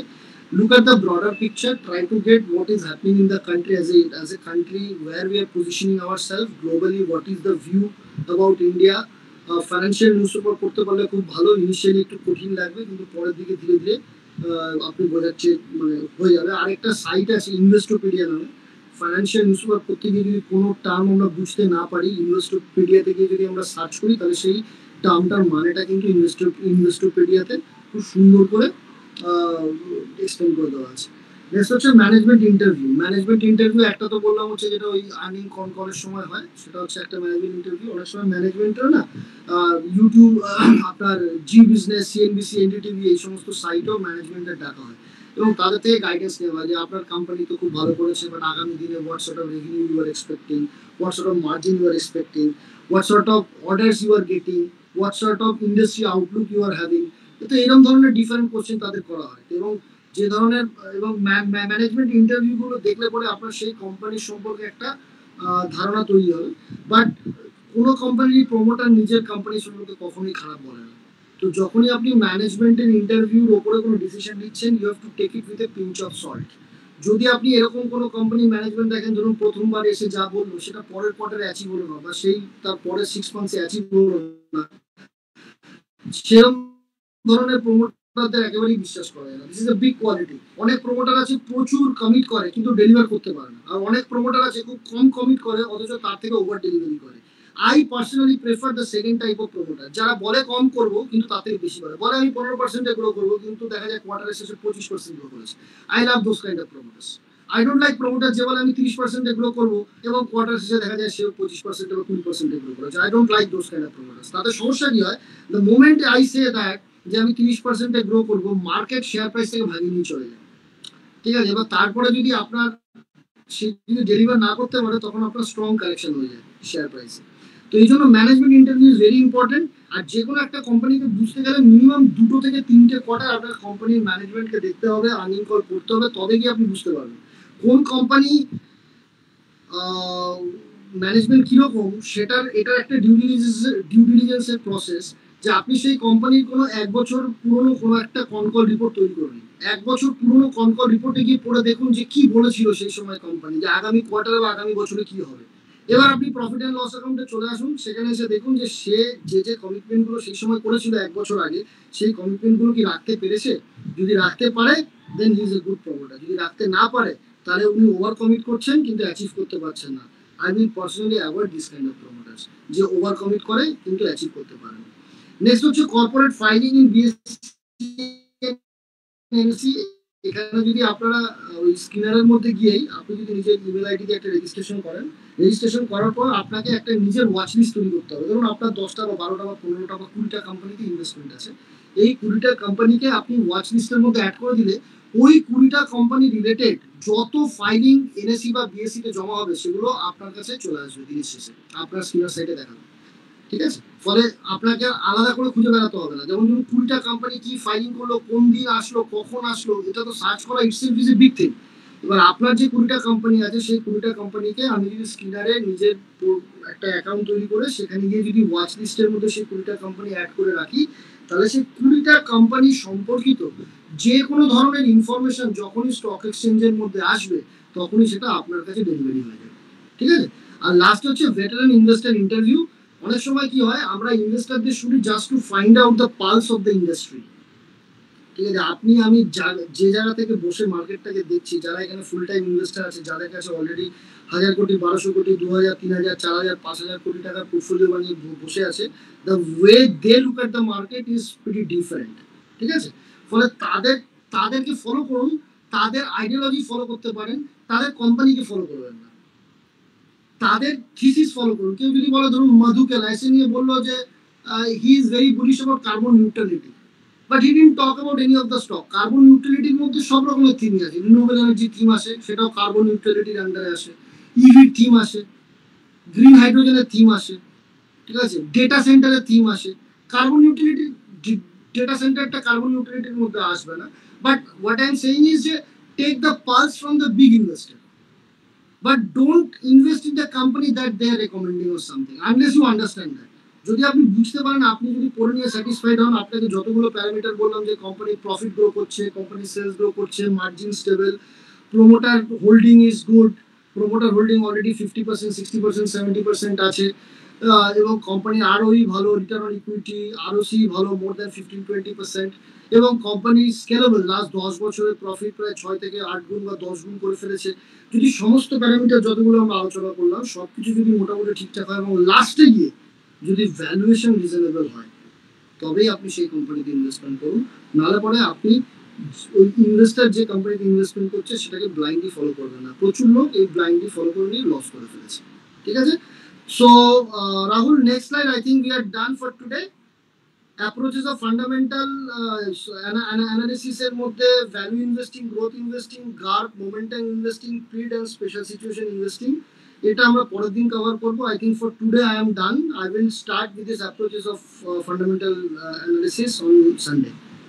So for today I am done. যদি আপনাদের কোনো প্রশ্ন থাকে, kindly please go ahead with the questions. I will take few questions and then I will end the session. Thank you.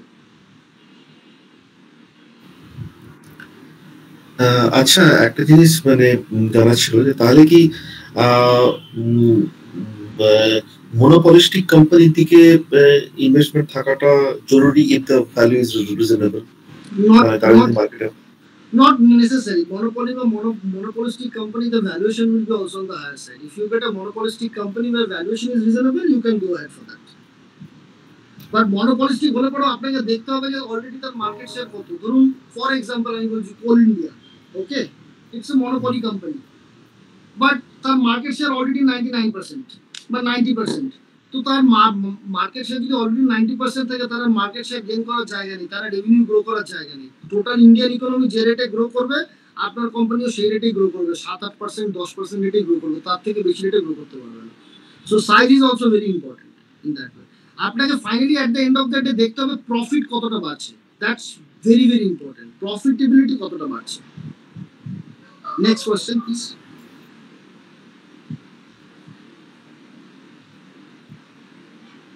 Anybody else? খুব বোরিং সেশন হলো, খুব tough হয়ে sir, এই মার্কেট শেয়ারটা যেটা বললেন সেটা কিভাবে বোঝা যাবে? মানে কোল ইন্ডিয়ার মার্কেট শেয়ার 99%। গুগল, মানে আমি এটা ইন জেনারেল বললাম যে Coal India is monopolistic company. আপনি গুগল করুন না, যে কোনো কোম্পানির মার্কেট শেয়ার নেই, you will find hell lot of data, সমস্ত ডেটা পেয়ে যাবেন, কোনো অসুবিধা।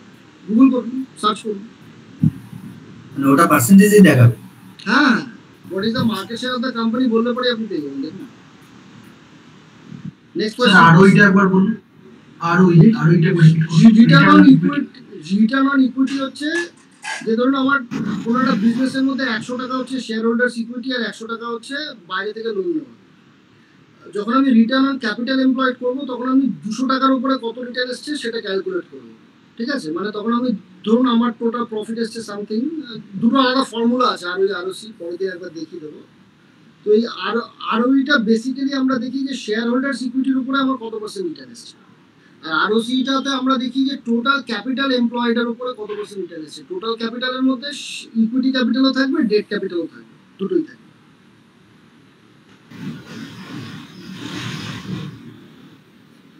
Next.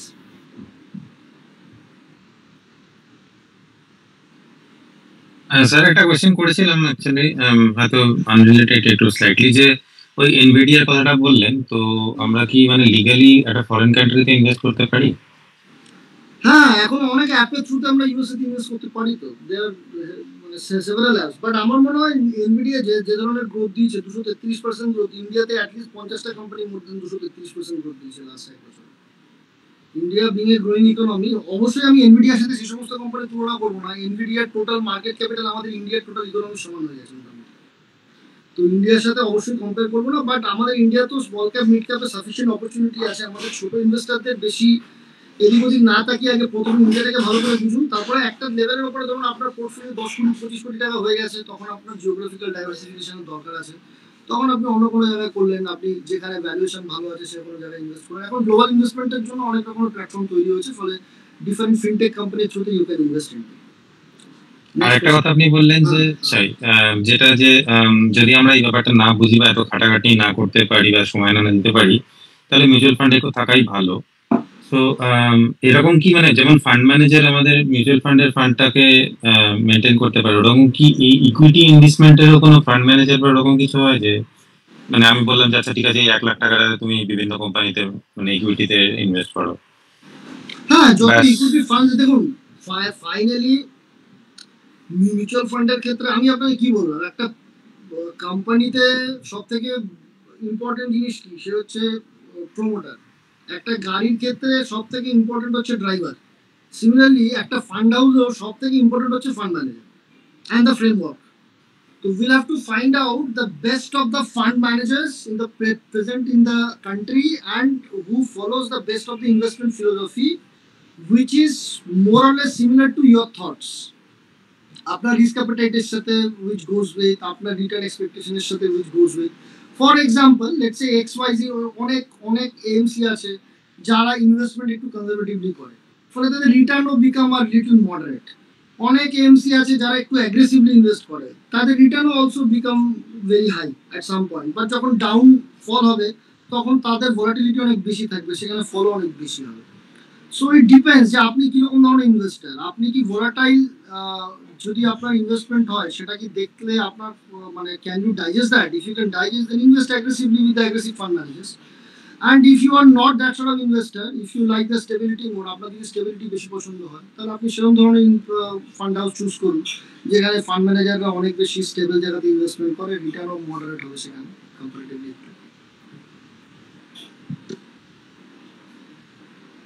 Next question, please. Sir, কোনো শেয়ার ওভার ভ্যালুড বা আন্ডার ভ্যালুড, এইটা ধরুন তার মানে ওই সেক্টরের অন্য প্লেয়ারদের সঙ্গে তো কম্পেয়ার করবো, ঠিক আছে, কিন্তু সেক্টর পি এর সঙ্গেও কি কম্পেয়ার হবে ব্যাপারটা? সেক্টর পি টা না ম্যাডাম, সেক্টর পি তে আমাদের কোনো স্যাক্রোস্যাঙ্ক্ট ডেটা নেই, জানেন তো। মানে সেক্টর পি তে আপনি যে বলছেন সেই সেক্টরাল পি এর মধ্যে, মানে for example, please don't take me wrong, let's say ফার্মার মধ্যে there are hundreds of company in India, right? Let's say Divi's যা করে ডক্টর রেড্ডি তাই করে না। হ্যাঁ, Aurobindo pharma is completely different. Aurobindo pharma আর ডক্টর রেড্ডি, এরা ডক্টর রেড্ডি যেমন ব্র্যান্ডেড জেনেটিক্সে আছে, কিন্তু মানে নন ব্র্যান্ডেড আনব্র্যান্ডেড জেনেটিক্সের মধ্যে খুব বেশি নেই। Aurobindo Pharma unbranded genetics USA তে প্রচুর সাপ্লাই করে, which is just like a steel supplier or textile supplier, ঠিক আছে। whereas ধরুন ডিভিস তৈরি করে হচ্ছে আপনার এপিআই তৈরি করে for global innovator like Pfizer, Sanofi, এদের জন্য গ্লোবাল মানে গ্লোবালি প্রথম 10টা ইনোভেটর কোম্পানি যারা আছে তার মধ্যে 8খানা কোম্পানি ডিভিসের ক্লায়েন্ট। ফলে quality of business wise Divi's অনেক বেটার। তো ডিভিসের valuation will be always high. মানে আপনি যদি দেখেন, আমার মনে হয় one parameter is to check with others, second parameter is to see যে লাস্ট 10 বছরের অ্যাভারেজ ভ্যালুয়েশন একটা কোম্পানির কি ছিল আর এখন কি আছে, নিজের সাথে নিজের কম্পারিজন। সেটাও একটা খুব ইম্পর্টেন্ট জায়গা যে লাস্ট 10 বছরে এই কোম্পানিটার ভ্যালুয়েশন কি ছিল এবং এখন কি ভ্যালুয়েশনে আছে, আমি কি অ্যাভারেজ ভ্যালুয়েশন থেকে কমে পাচ্ছি? If I am getting below the average valuation of Divi's, you should go ahead. If the business is good, if the promoter is good, and if you are getting below the average of the last 5 years valuation, you should go ahead. মানে ওটাই তাহলে benchmark হিসাবে গণ্য হবে নাকি? ওটা ওটা এবার ওখানেও বললাম না, it's a very subjective thing madam. এক নম্বর ওটা আপনার এক্সপেরিয়েন্সের সাথেই আসবে, কেন কি মার্কেট তাকে ততটাই ভ্যালুয়েশন দেবে যেখানে মার্কেট ভাববে যে তার আর্নিং এর স্টেবিলিটি অনেক বেশি। যেমন আমি ওয়ারি রিনিউয়েবল বললাম, ওর পি রেশিও এখন 166, which is insane, but market ভাবছে যে Waaree renewable will still do better, কেন কি ওয়ারির যে প্যারেন্ট কোম্পানি আছে Waaree energies is coming up with an IPO, এবং ওরা হচ্ছে ইন্ডিয়াতে আদানির পরেই যে সোলার সেল যেগুলো তৈরি হয় সেই সোলার সেলের সেকেন্ড হাইয়েস্ট ম্যানুফ্যাকচারার। তো it depends on the perception of the market also at times. But আমি বলবো মার্কেটে যদি ইনিশিয়াল যখন আমরা স্টার্ট করছি to be on the conservative side, average ভ্যালুয়েশনের থেকে কম ভ্যালুয়েশনের মাল মোর দ্যান 15-20 আরওই আরওসি আছে এরকম ধরনের কোম্পানি আপনি ধরুন। এবং দেখুন, আচ্ছা রাহুল এর পরের স্লাইডটা একটু যাবে প্লিজ। হ্যাঁ, এই যে an example of the screener, কিভাবে আমি স্ক্রিনিং করব এটা আমি পরের দিন কভার করে দেবো, ঠিক আছে? এই দুখানা স্লাইড আমার পরের দিন নিয়ে আলোচনা করতে এবং আপনাদের দেখাতে আমার আরেকটা ক্লাস লাগে, 1.5 ঘন্টা লাগে, যে কিভাবে আমি একটা দেখুন এখানে আমি প্যারামিটারগুলো দেখিয়েছি আপনাদের, যে why sales growth more than 15%, মানে এক বছর আগের কোয়ার্টারের সাথে কম্পেয়ার করে কোম্পানির সেল বেড়েছে 15%, প্রফিট গ্রো করেছে 20%, আর price to earning ratio let's say আমি একটা দিয়েছি 30, লেস দ্যান 30, 30 এর নিচে পি আছে, আরওসি মোর দ্যান 15%, আর market capital more than 5,000 crore। আপনারা খুব ছোট কোম্পানিতে ইনিশিয়ালি ইনভেস্ট করবেন না, তার জন্য মোর দ্যান 5,000 crore দিয়েছি। এবং এটার সাথে আপনি আরো জুড়তে পারেন, যে প্লেজ 0 করে দিতে পারেন। প্লেজ মানে হচ্ছে যে অনেক সময় কি হয়, প্রমোটাররা নিজেদের যে হোল্ডিং থাকে সেই হোল্ডিংটাকে মার্কেটে প্লেস করে ফান্ডরেজ করে। প্রমোটার হোল্ডিং মোর দ্যান 50% আরেকটা ক্রাইটেরিয়া রাখা যেতে পারে, আরওই মোর দ্যান 15% আরেকটা ক্রাইটেরিয়া রাখা যেতে পারে, এবং এর সাথে আপনি যত খুশি প্যারামিটার যুক্ত পারেন করে নিয়ে আপনি যখন রান করবেন তখন স্ক্রিনার থেকে আপনাকে দেখাবে যে which are the company which qualifies this criteria. তারপরে আপনি সেই কোম্পানিগুলোর মধ্যে ইন্ডিভিজুয়ালি ঢুকে আপনাকে রিসার্চ করতে হবে যে এর মধ্যে কোনটার ভ্যালুয়েশন মোটামুটি ঠিকঠাক বলে আপনার মনে হচ্ছে, এবং সেখানে আপনার ইনভেস্টমেন্ট করার জন্য যে ডিসক্লোজারগুলো দরকার, যে তার ইনভেস্টার প্রেজেন্টেশন আছে কিনা, তার মধ্যে কল আছে কিনা, প্রমোটার হোল্ডিং ঠিকঠাক আছে কিনা, তার কোনো নেগেটিভ নিউজ নেই তো গুগলে সার্চ করে বা সোশ্যাল মিডিয়াতে সার্চ করে ইউটিউবে সার্চ করে আপনাকে দেখতে হবে। তারপরে you will come to the conclusion whether you want to buy that company or not. What I want to mean is that you learn the process first. Don't jump into the process, don't jump into any company. পরের দিন বোঝানোর পরে এরপরে আমরা বলবো আপনাকে যে আপনি প্রথমে এই প্যারামিটারগুলোকে লাগিয়ে আপনি আগে একটা স্ক্রিনিং করুন, স্ক্রিনার চালান নিজে। ধরুন আপনি আরো অ্যাগ্রেসিভলি আরো ভালো কোম্পানি চাইছেন, তাহলে ওয়াই সেলস গ্রোথটাকে 20% করে দিন, ওয়াই প্রফিট গ্রোথ থেকে 25% করে দিন, আর প্রাইস টু আর্নিং রেশিওকে লেস দেন 30 রাখুন, বা আপনি 35 রাখলেন। কেন কি যদি হাই গ্রোথ কোম্পানি হয় তাহলে ভ্যালুয়েশন নর্মালি একটু বেশি হবে। আরওসি মোর দেন 20% করে দিন, আরওই মোর দেন 20% করে দিন।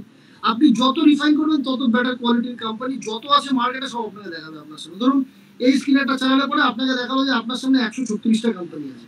এবার 136টা কোম্পানিকে আপনাকে ঢুকে দেখতে হবে যে ওটার মধ্যে কি ভুল আছে, সেটাকে বাদ দিয়ে দিতে হবে। যেখানে আপনি কোনো ভুল খুঁজে পাবেন না, তার মানে overall that's company is okay. So you can start with a small allocation, you can follow that up for the next 1-2 quarter, এবং ধীরে ধীরে আপনার যখন কোম্পানির ম্যানেজমেন্টের উপরে কনফিডেন্স আসবে তখন ইউ ক্যান ইনভেস্ট মোর।